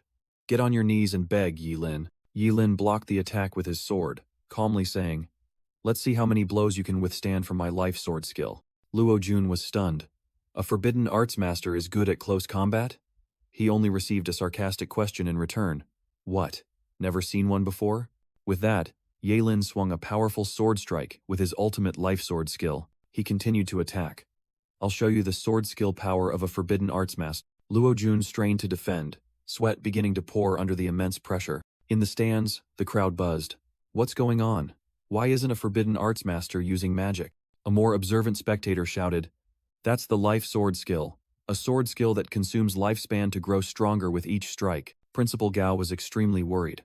"What?" But Principal Su merely reminded him coldly, "Don't celebrate too soon, old Gao." Yahello pressed his opponent. "Still not surrendering?"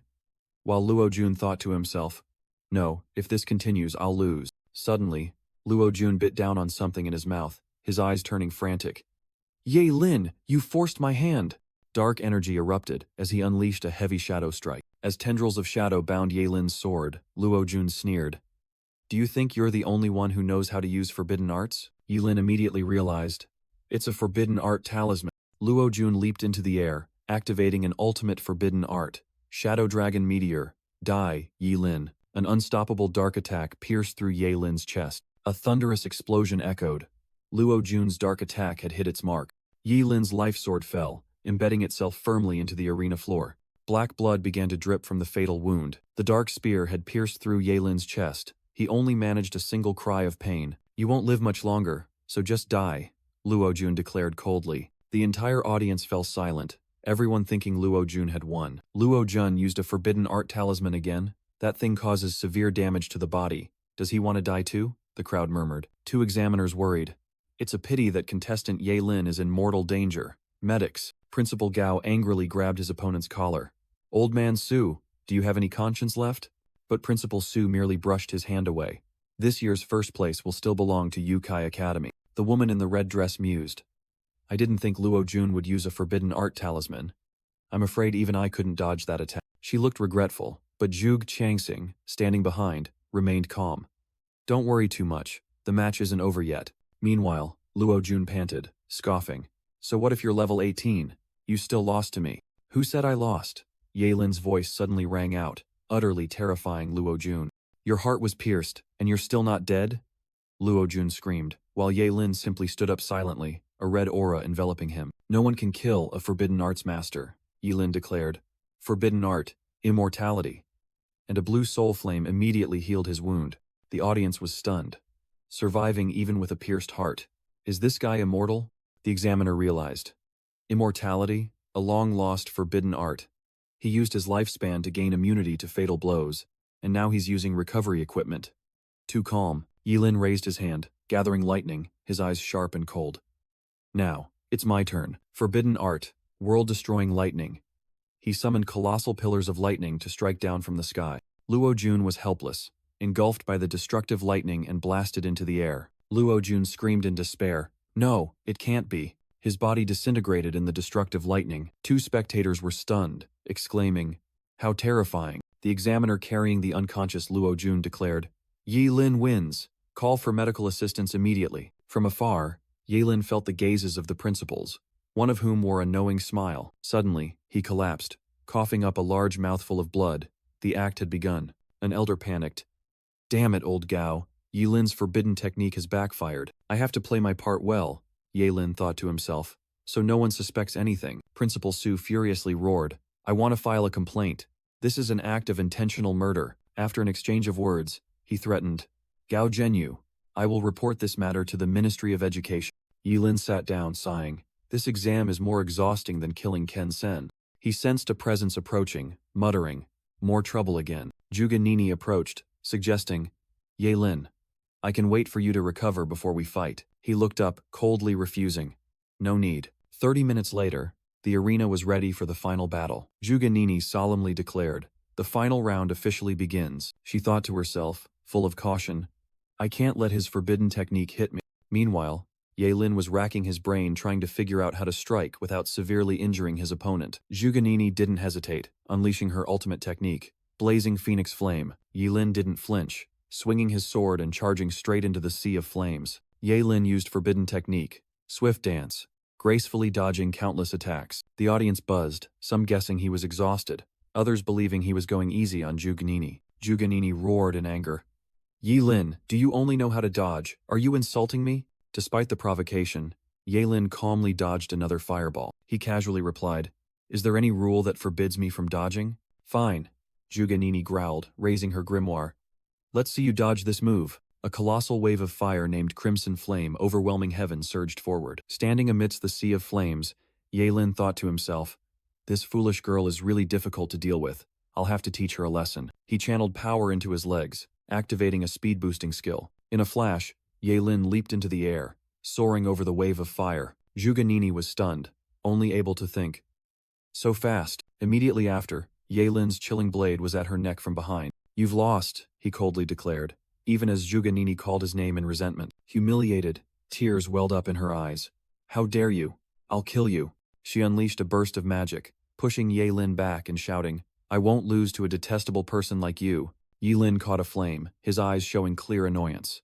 "This foolish girl is truly arrogant. Since you're so good at dodging," Zhuge Nini unleashed countless talismans. "Then try dodging this." A terrifying pressure enveloped the entire arena, astonishing all spectators, including Yilin. The talismans transformed into colossal fire dragon whirlwinds, roaring ferociously. Without a moment's hesitation, Yilin charged straight into the heart of the firestorm. Yilin was startled to realize the fire dragons were relentlessly pursuing him. Huh. A tracking skill? Despite his speed, the firestorm roared right at his heels. Zhuge Nini gasped, exhausted but still growled, "Annoying pest, just surrender." Her reply was a provocative smile. "Surrender? Are you talking to yourself?" In just a blink, Yilin glided past his opponent, leaving the harmless fire dragons behind him. He appeared right behind the girl, his voice cold. Facing a speed-type opponent, using tracking skills is no different from self-destruction. Zhuge Nini was stunned as she heard him explain. "Such a simple truth, haven't you learned it in class?" Amidst the firestorm's encirclement, Yilin issued an ultimatum. "Surrender and end your skill." Tears streamed down her cheeks, but she only gritted her teeth and replied, "Dream on." She screamed in despair, "I won't lose to you, even if we have to die together." In the stands, Zhuge Qianxing panicked. "Nini, don't do anything foolish," while another examiner quickly ordered, "Hurry, prepare for rescue." In the arena, both stood still in the eye of the storm, the atmosphere thick with tension. Yilin lost all patience, muttering, "What a crazy woman." Without hesitation, he lunged and firmly grabbed Zhuge Nini's arm. Holding her tight, Yilin roared a single word as the dark magic circle erupted. "Sacrifice."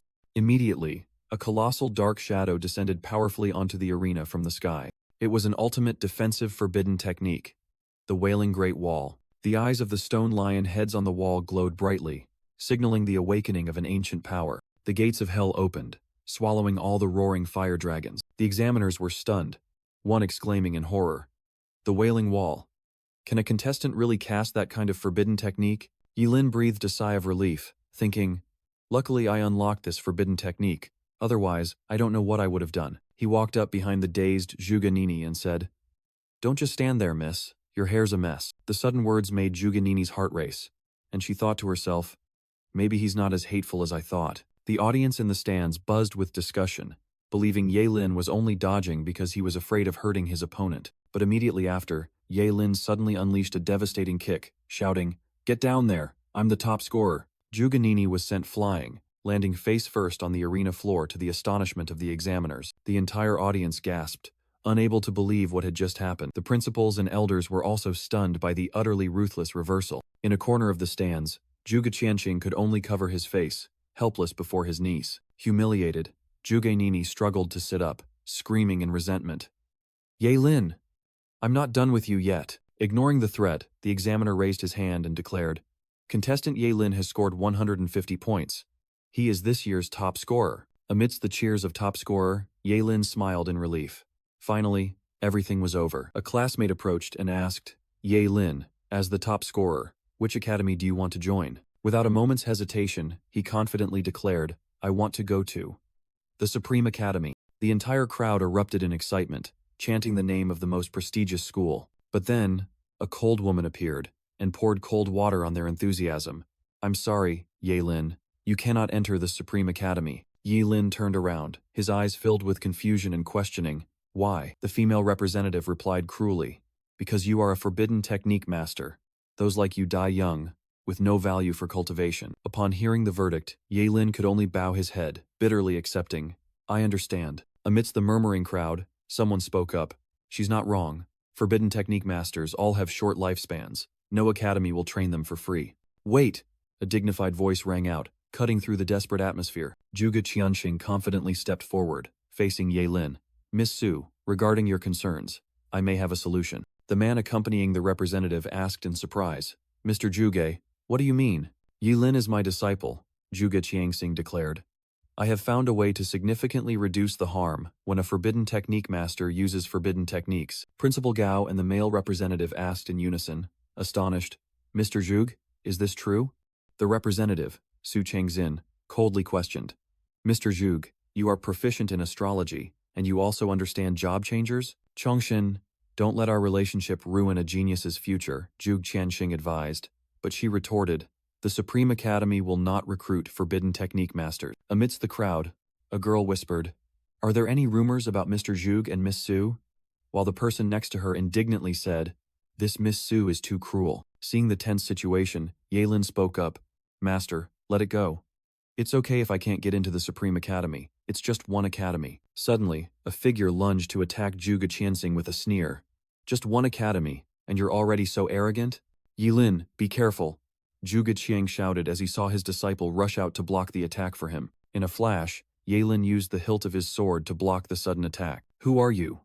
Yilin growled, his hand beginning to tremble from the impact. The attacker sneered, "You're a forbidden technique master. You'll just turn to dust in the wind." "Kid, remember this," the arrogant blonde declared. "The one who defeated you is Yun Guanlu, a first-year student of the Supreme Academy." "Yun Guanlu," Su Chengxin warned, "if you dare to harm anyone else, I will make you go back and write a self-reflection report." Yun Guanlu feigned innocence. "I didn't mean to harm him, Professor Su. I just intended to greet him, who knew he was so weak." Principal Gao rushed over to ask, "Yelin, are you all right?" While he quietly replied, "I'm fine." Ignoring the provocation, Yelin coldly declared, "What happened today? I will remember." Yun Guanlu smirked mockingly. "Haha, what's that? Not convinced? Feel free to challenge me any time." Yilin remained unfazed. "There are too many people today. I'll let you off this time, but there will definitely be a day for revenge." Hearing this, Yun Guanlu burst into arrogant laughter. "Ha ha ha ha, you trash. You'll never defeat me in this lifetime." Yilin's eyes sharpened, and he growled, "In 1 year, we'll have a life and death battle. Do you dare to accept?" Zhuge Qianxing hastily intervened while those around them were stunned. "Yilin, don't act recklessly." Ignoring the advice, Yelin repeated his challenge, his gaze fixed on his opponent. "You, Do you dare to accept? Yun Guanlu crossed his arms, confidently replying, a life and death battle in 1 year? Fine. I accept. It's a deal. After the agreement was set, Yaelin turned away, a plan already forming in his mind. The Supreme Academy is interesting. I'll crush all of you. Back at school, Principal Gao proudly patted his student's shoulder amidst cheers. Yaelin, well done. Qingcheng Academy finally has a top scholar. Elsewhere, Yaelin sat with his master and asked, Master, is Zhuge Nini all right? Zhuge Qing reassured him.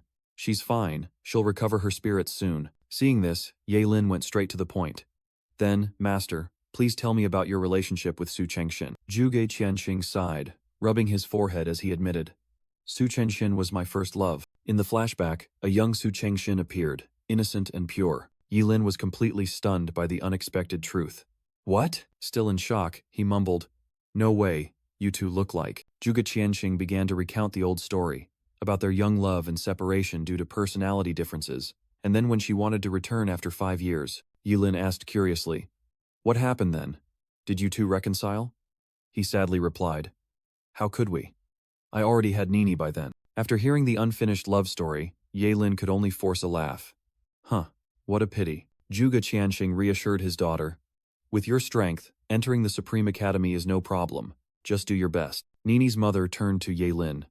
As for you, Yaelin, the best next choice is Daxia Academy. Zhuge Qianxing instructed. You two should rest early. Tomorrow morning, the admissions office staff will be waiting for you at school. The next day, the school was bustling with excitement as everyone flocked to congratulate the city's geniuses. Principal Gao introduced Yaelin, Zhuge Nini. This is City Lord Hu Yang and Miss Su from the Supreme Academy. Su Chengxin formally invited. Zhuge Nini, I, representing the Supreme Academy, officially invite you to join. Zhuge Nini held up the invitation, provoking. Yaelin, I finally beat you once. Principal Gao excitedly pulled Yaelin closer. Come here, the City Lord will present you with the top scholar's reward. 5 million. City Lord Hu Yang shook the young man's hand. Greetings, Yaelin.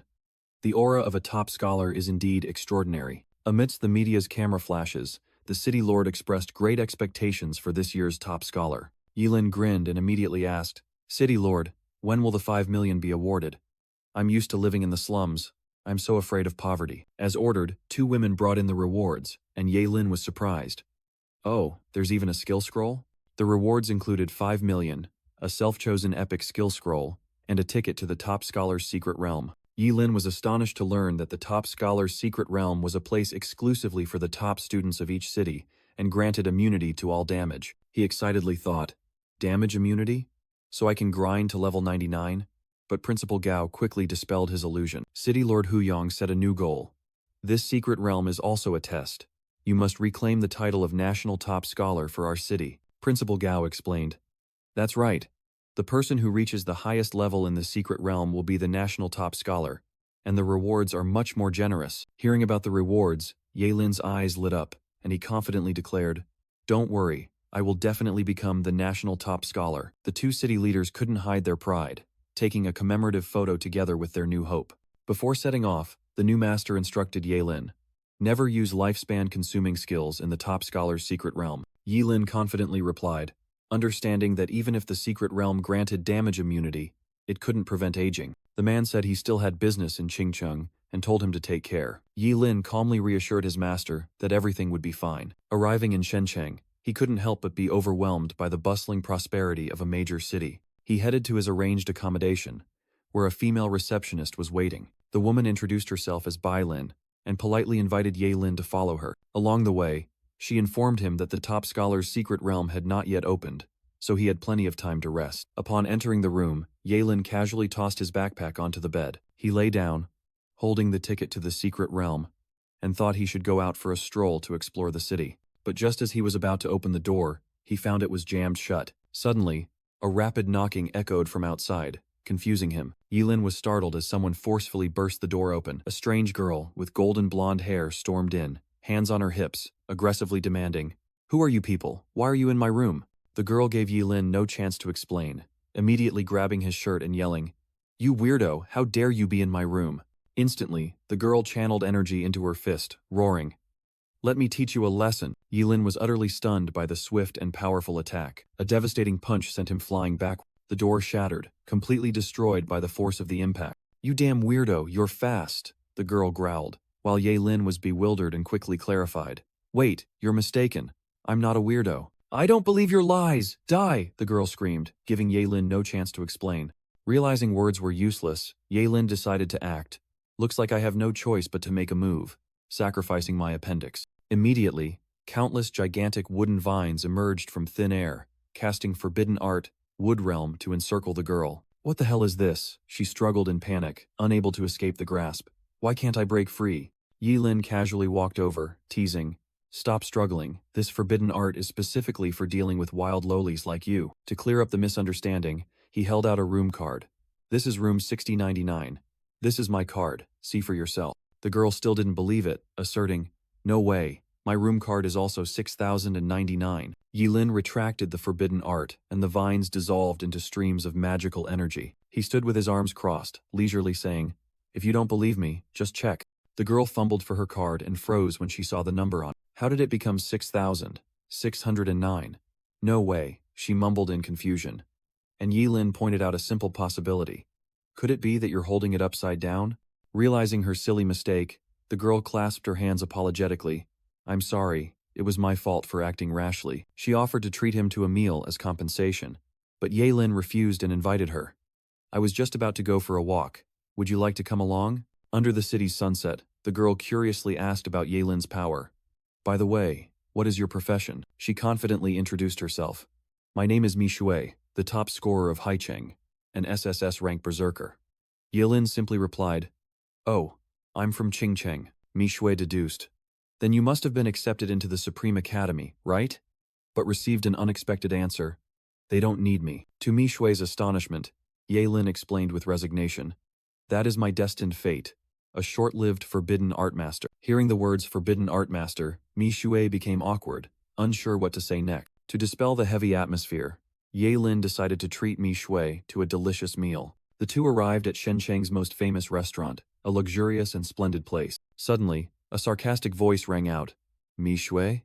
A brute like you actually found a man to eat with?" Mi Shui angrily turned around, growling the name of the newcomer.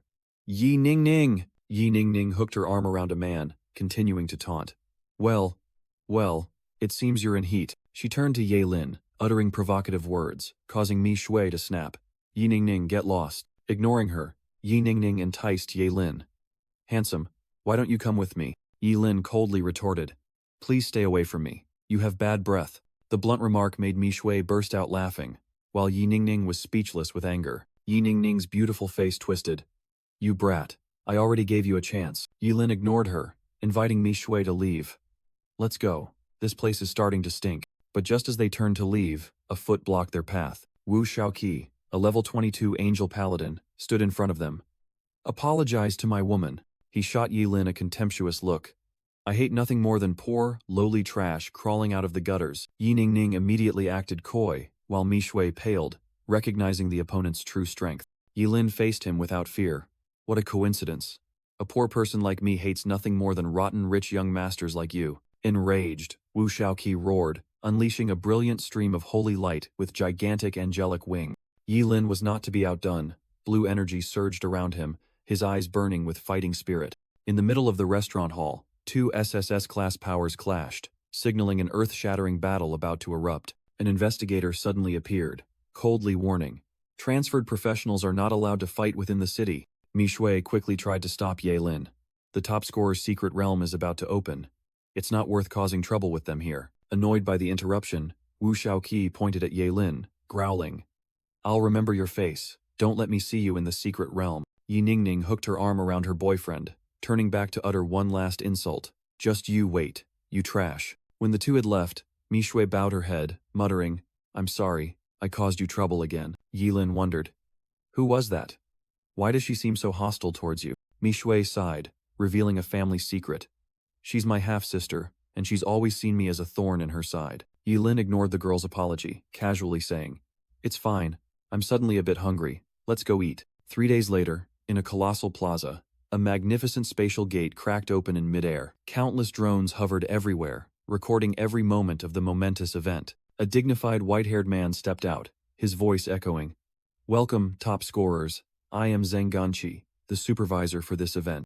Amidst the crowd, Yahello surprisingly asked Mishue, "Why did you prepare so much food?" The young man looked at the pile of food Mishue had prepared, feeling a warmth in his heart. That makes sense. Supervisor Zheng Ganqi began to announce the rules. Before the secret realm begins, there are a few things I need to say. He explained the first rule. Inside the secret realm, everyone is immune to fatal damage, but you must be fully healed before leaving. Zheng Ganqi raised both hands, and the atmosphere grew heavier. The second rule, a gruesome image appeared. If you lose a limb, remember to bring that body part to a priest to have it reattached. Yahello and Mishue stood amidst the crowd, their expressions turning serious at the bloody rules. And finally, Zheng Ganqi concluded with a cold smile. Don't let yourselves be eaten by demonic beasts.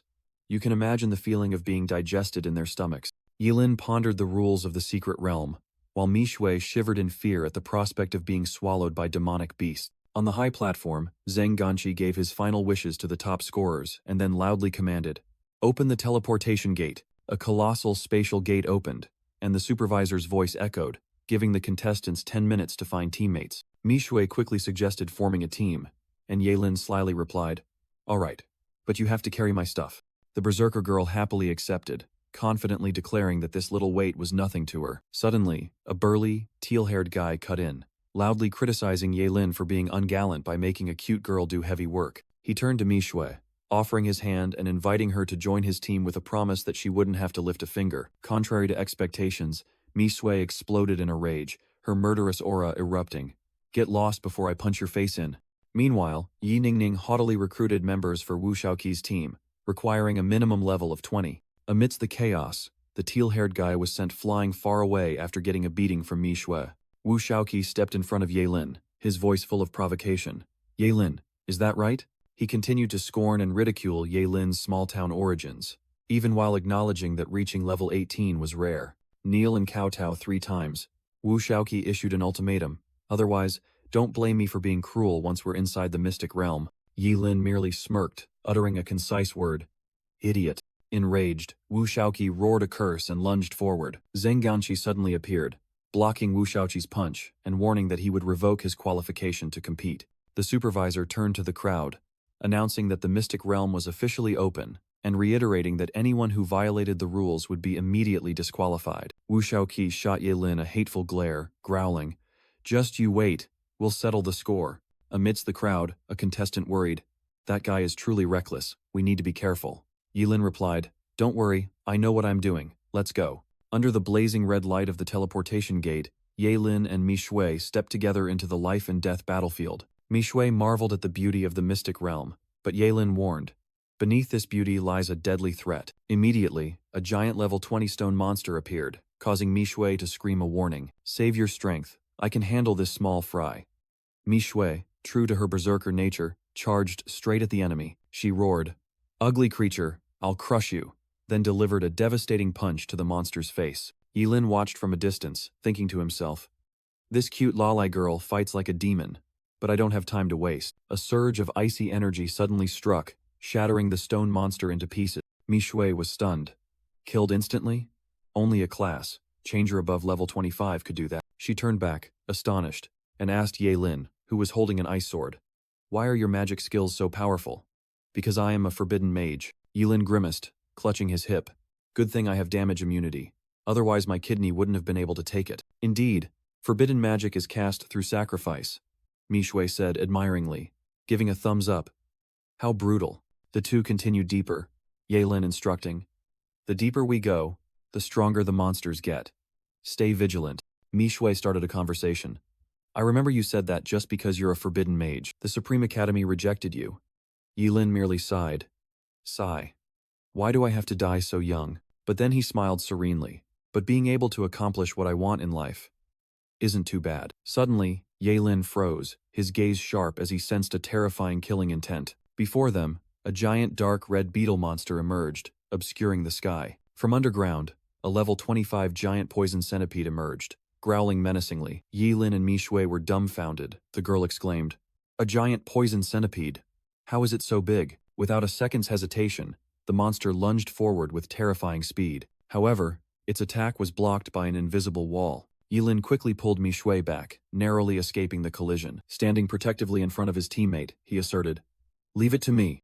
Immediately, Yilin activated his ability, sacrificing a part of his body as a conduit. Forbidden spell, world-ending divine lightning.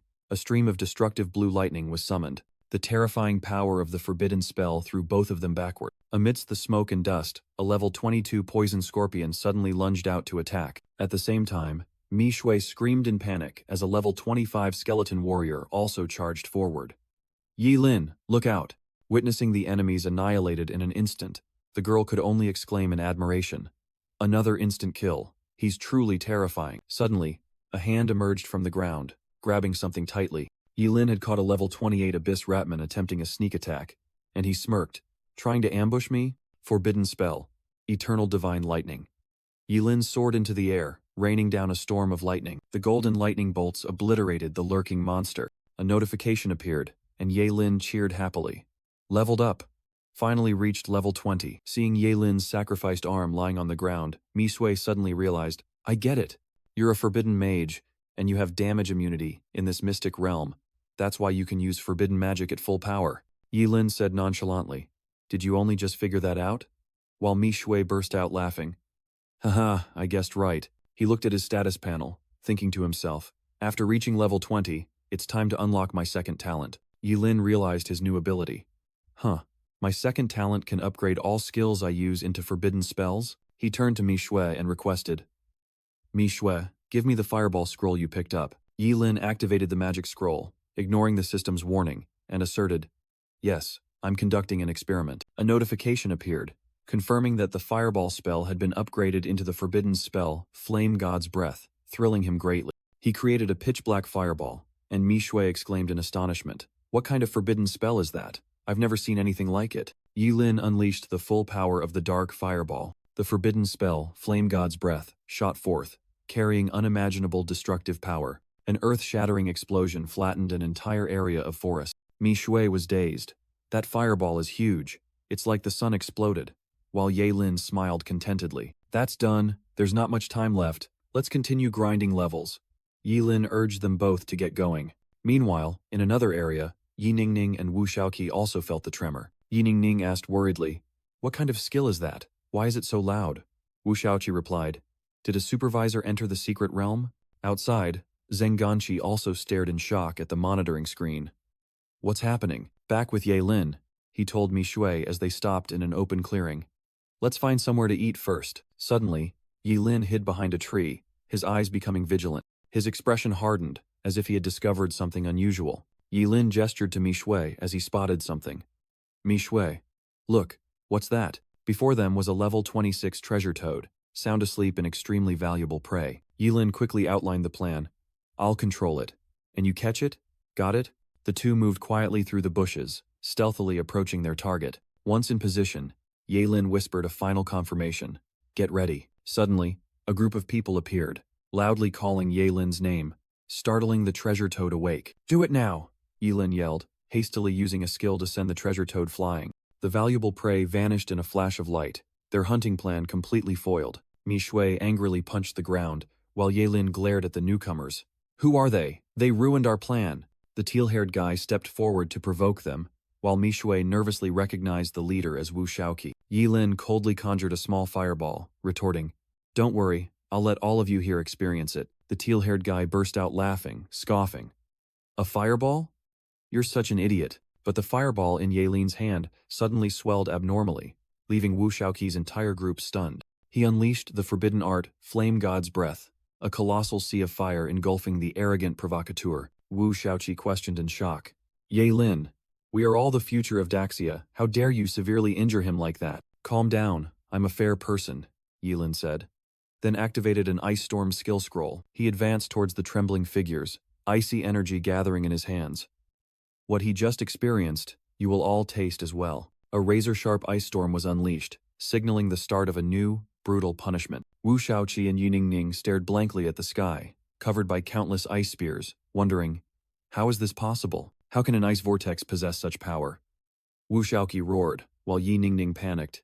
Impossible. How can he use both fire and ice magic? Facing his enemy's terror, Yilin coldly extended his hand and commanded, Try this. Hundreds of razor-sharp ice spears simultaneously plunged down, aiming directly at the huddled group of top students. In that life-or-death moment, Wu Shaoqi yelled, summoning a golden shield. Holy shield! The icy storm violently collided with the barrier of light, creating a deafening sound. Under the terrifying impact, the holy shield began to crack. You've got to be kidding me! Wu Shaoqi gritted his teeth, unable to believe his sturdy defense was about to collapse. With no retreat, he poured all his strength into a counterattack, roaring, Golden Cross Blade! A slash of pure light was unleashed, tearing through the howling ice storm. Wu Shaoqi rallied his teammates. Attack together. I don't believe he can handle all of us. The powerful golden slash shattered the encirclement, hurtling straight towards Yahello. From afar, another group of contestants witnessed the scene and couldn't help but murmur, Wow, is this kid fighting 10 top students all by himself? Yahello merely smirked, pulling out a card. Haha, I'll show you something even more interesting. Suddenly, a colossal shadow enveloped the entire forest, obscuring the light. From above the 9 heavens, a gigantic fiery meteor was plummeting at terrifying speed. Wu Shaoqi looked up, his face pale with despair. What? Is this guy really that strong? The observers also realized the horrifying truth. This isn't stonefall art. This is a forbidden art, heavenly starfall. My god, he's a forbidden art master. The gigantic ice storm created by Yahello swallowed a vast mountainous area. Inside the storm, Wu Shaoqi and Yi Ningning were swept away helplessly, screaming in pain. Pinched tightly, Wu Shaoqi roared in despair. Yahello, I am a descendant of the Wu family. Do you really want to confront me? Yahello responded with a chilling smile and a middle finger. Relax, you won't die here anyway. It'll just hurt a little. But the nightmare didn't stop. Another gigantic meteor began to plummet, leaving the onlookers stunned. Another meteor is falling. Wu Shaoqi's group desperately clung to their last ray of hope. Even if you're not afraid of the Wu family, what about the Supreme Academy? Yahello merely watched their figures silently from afar, seemingly considering the threat. Then he smirked. What a coincidence. The Supreme Academy rejected me, so we're not classmates. Enjoy yourselves. The meteor collided with the ground, creating an earth-shattering explosion. The other contestants could only tremble and exclaim, How terrifying. That forbidden spellcaster, he's not human. The ground shook violently, and dust obscured the entire sky. When the dust cleared, a contestant stammered. Wu Shaoqi's entire group lay motionless in a deep pit, utterly defeated. Amidst the desolate scene, Yahello gently landed on the ground. He casually ordered the onlookers, You guys, take them for treatment. The remaining people rushed over, horrified to see Wu Shaoqi and Yi Ningning lying in puddles of ice. The world is finally quiet. Yahello brushed his hands and turned to Mishue. Let's go. See if we can catch up to that treasure toad. Meanwhile, at the gathering area, Supervisor Zheng Ganqi remarked, This year's top scorers are truly powerful. He and his female assistant were still unaware, wondering why no one had been eliminated yet. It's been so long, and no one has arrived here yet. Just then, a contestant carrying an injured person rushed over, shouting in panic, Someone's injured! Quickly come and save them! At the gathering point, Zheng Ganqi looked at the unconscious Wu Shaoqi in horror. Such severe injuries? Did they encounter a high-level monster? Pastor, heal them. He turned to question the messenger. What did they encounter? What happened in the secret realm? The young man stammered. They just ran into a forbidden spellcaster. Zheng Ganqi was stunned, his eyes wide. What? A forbidden spellcaster? Meanwhile, elsewhere in the secret realm, Yahello sighed, looking up at the moon. Lost its trail. It's all because of those guys. By the campfire, Mishue asked, Yahello, are you really not eating anymore?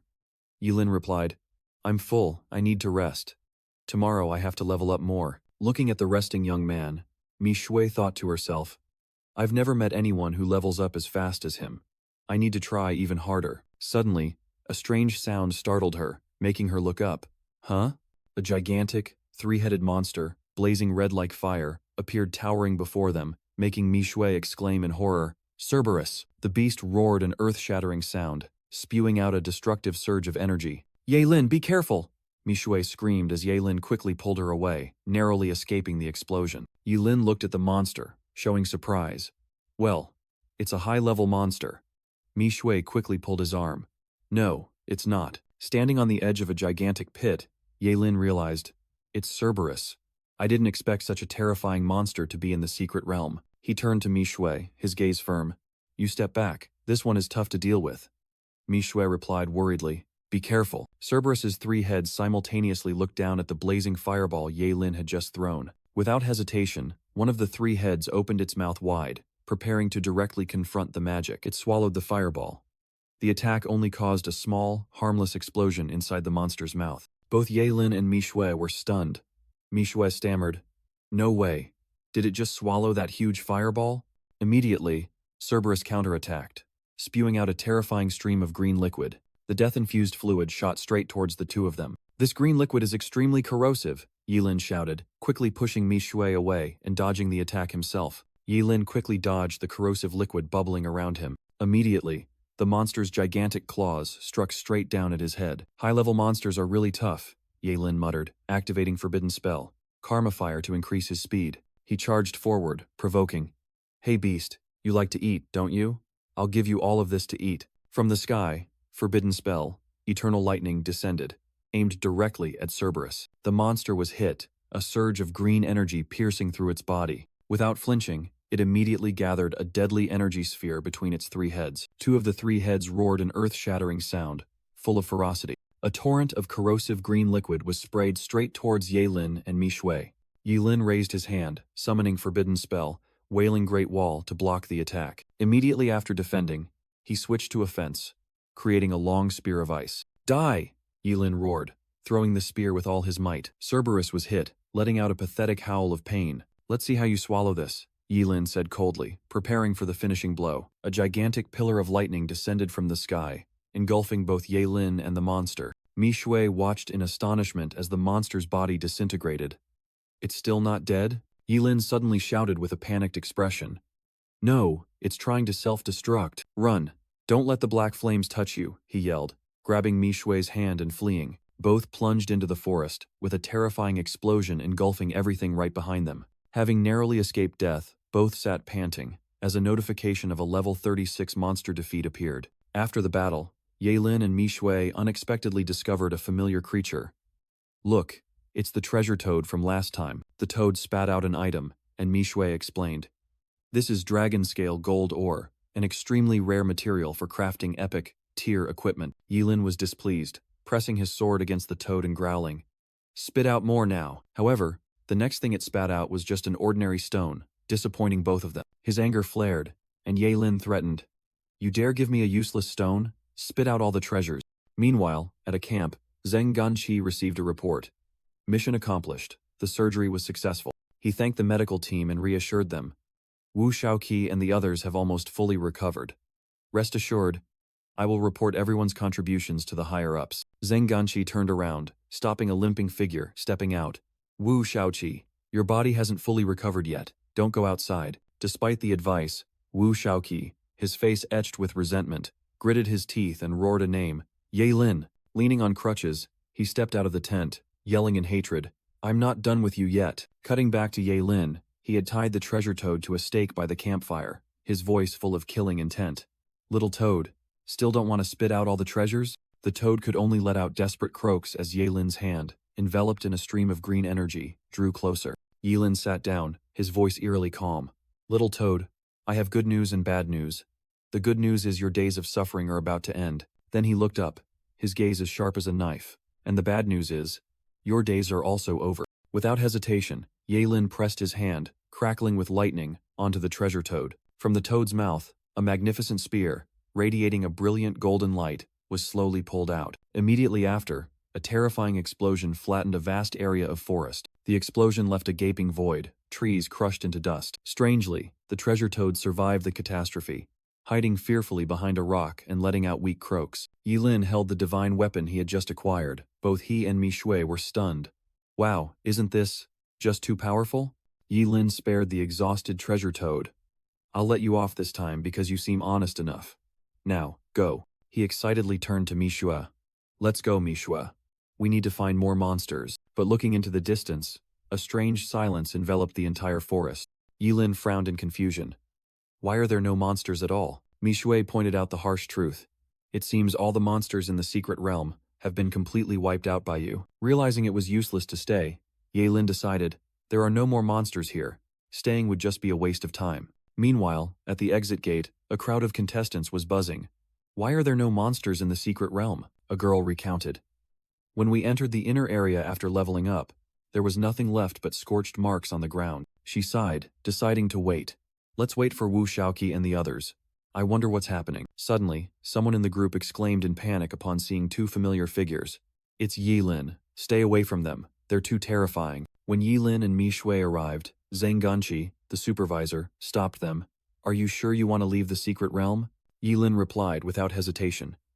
I'm certain, sir. Zhang Ganqi nodded. All right then, record your level here. Yilin held up two fingers, casually announcing a shocking number. Level 25. All the contestants were stunned, then erupted in disbelief. A level 25, Forbidden Arts Master.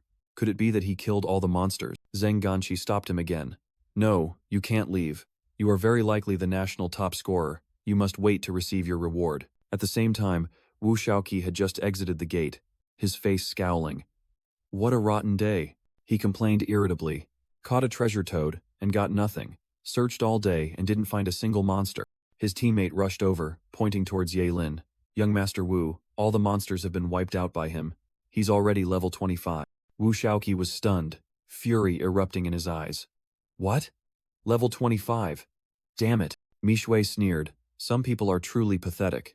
Entered at level 22 and left at level 22. Wu Shaoqi roared in anger, joined by a female contestant. What good is a short-lived forbidden arts master? He'll only hinder the future of Daxia. Mi Shui refused to back down, yelling, It's because you're incompetent and couldn't kill any monsters, yet you mock us. Amidst the argument, a surge of dark energy erupted, and Yilin was the first to sense the anomaly. Huh? What's that? Mi Shui panicked as the ground beneath her feet began to shake violently. The entire space of the secret realm swayed, the sky stained an apocalyptic red. The other contestants also fell into chaos, one person screaming in horror. Look, the exit, it's disappearing. The stone gate leading to the outside world cracked and then vanished, extinguishing all hope of escape amidst desperate screams. A colossal demonic energy pillar erupted from the ground, a voice echoing, Tremble, you weak humans. From within the energy pillar, an army of grotesque demonkind began to pour out. Zhang Ganqi and Yilin were stunned, the supervisor exclaiming in horror, Demonkind! He realized the gravity of the disaster. Impossible, they've appeared right here in the top scorer's secret realm. Yilin didn't flinch, he took a fighting stance and roared. You demonkind, you dare invade the human realm? How audacious. A demon queen slowly materialized, her voice as cold as ice. You humans are merely food for us, she continued, revealing a horrifying truth. You dare imprison our kin as slaves for your hunt. Her jade-green eyes flashed with deadly intent. You are truly seeking death. The death sentence descended upon the stunned contestant. Zhang Ganqi immediately stepped forward to shield them. Everyone, fall back behind me. Reinforcements will arrive soon. The old supervisor alone faced the colossal shadow of the enemy. Without hesitation, he charged straight into battle to protect the future generation. Amidst the chaotic battlefield, Zhang Ganqi bravely charged towards a demon. The demon queen ordered her subordinate. Luda, this human is yours. Zhang Ganqi roared, Don't you dare touch them. But the queen casually replied, Don't worry, I'm just playing with them. She provoked, I hear you are the strongest humans this year. Fight me. And if you win, I'll let everyone go. The queen's level 20 declaration sparked a false hope among the contestants. A young man stepped forward, boldly declaring, I will fight you. It was Lin Zian, the top scorer of Sao City, level 21. Everyone's hope, but that hope vanished when a single punch from the queen landed squarely on his face. Lin Zian was sent flying like a ragged puppet, crashing into the terrified crowd. Another contestant, holding a spear, recoiled in extreme fear. The demon queen scoffed. A top scorer? What a joke, as weak as an ant. She looked at the trembling crowd. What's wrong? Too scared to step up?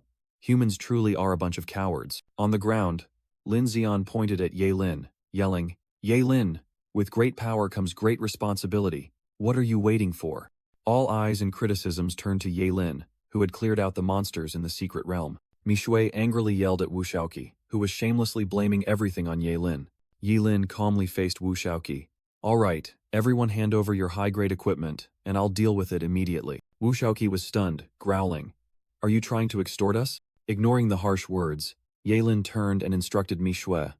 Mi Shui, collect all this high-grade equipment. The demon queen crossed her arms, amused by the internal strife among the humans. Yilin narrowed his eyes, his gaze sharp.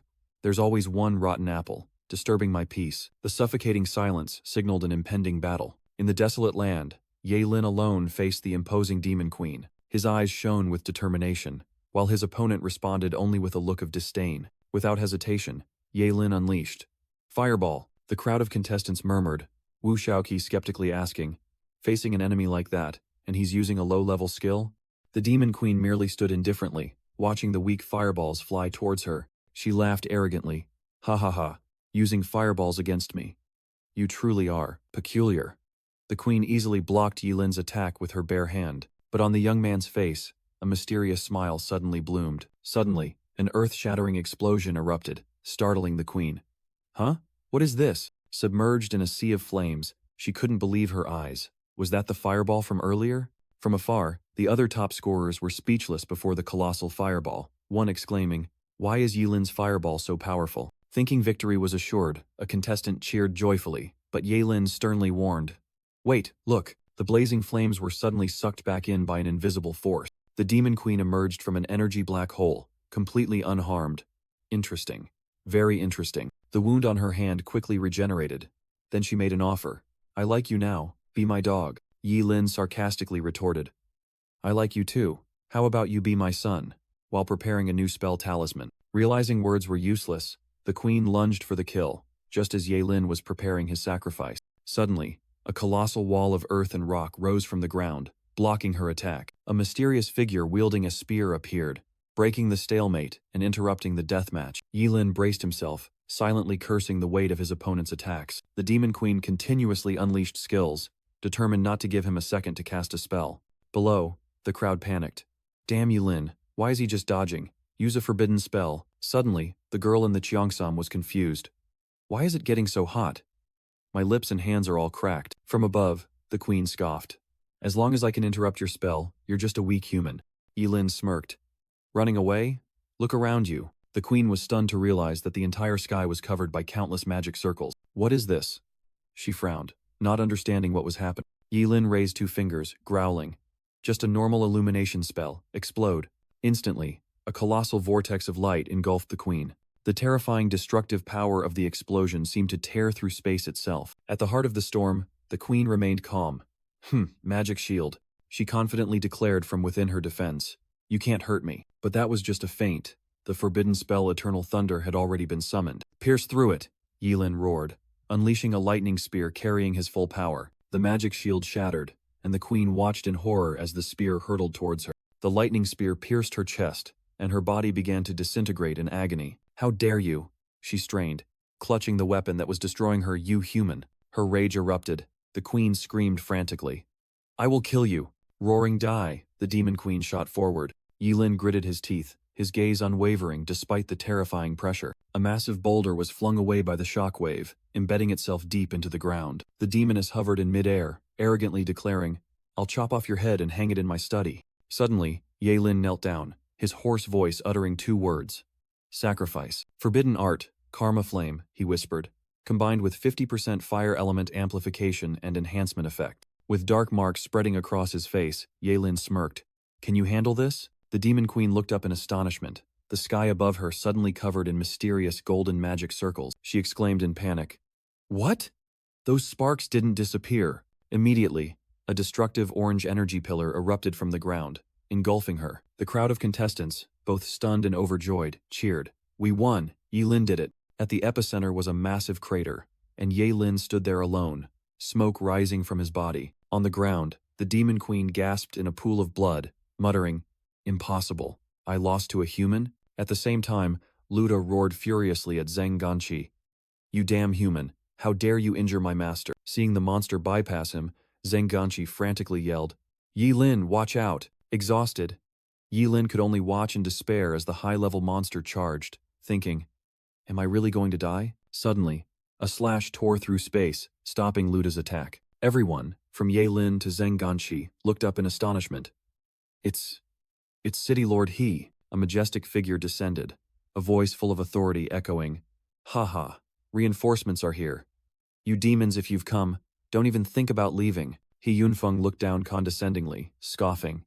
"You should have stayed in your own territory, shouldn't you?" As he finished speaking, a destructive beam of light descended from the sky, aimed directly at the demon horde. A short-haired female contestant couldn't help but exclaim in surprise, "Wow, he's so strong." The demon guard quickly caught his master, urging in a panic, "My lord, We should leave immediately. This human is too strong. The demon calling himself Gallagher pointed at a contestant, growling.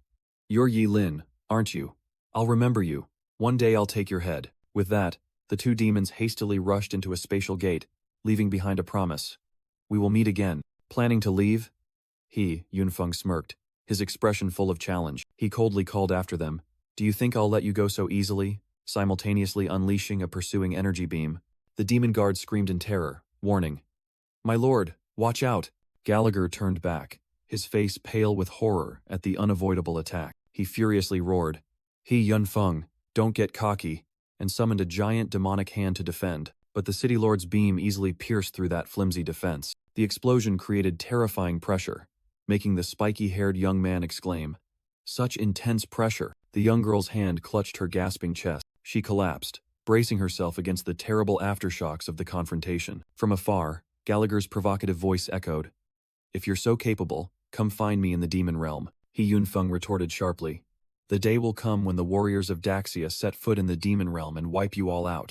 The battle ended, and the majestic city lord descended to the ground. He clasped his hands in apology to the contestants, but everyone unanimously defended him, asserting that the fault lay with the despicable demons. He Yunfeng announced that the teleportation gate had been restored, asking the top contestants to return and rest. Amidst the crowd sequentially departing, sighs of relief and fear echoed after a life-or-death examination. Standing next to a sobbing Mi Shui, Yahello tiredly thought, it's finally over. Night fell upon the city, signaling a brief calm after the storm. Returning to his hotel room, Yahello collapsed onto the bed, acknowledging the danger of this secret realm. Suddenly, a knock on the door made him sit up, wondering if Mi Shui had knocked on the wrong room again. But upon opening the door, Yahello was stunned. The uninvited guest was none other than City Lord He Yunfeng. Yi Lin, I've come to check on your injuries, He Yunfeng said with a smile to the bewildered young man. Yi Lin humbly replied that he had recovered, but He Yunfeng brought up his feat of defeating the royal demons. Are you willing to serve Shencheng? The city lord got straight to the point,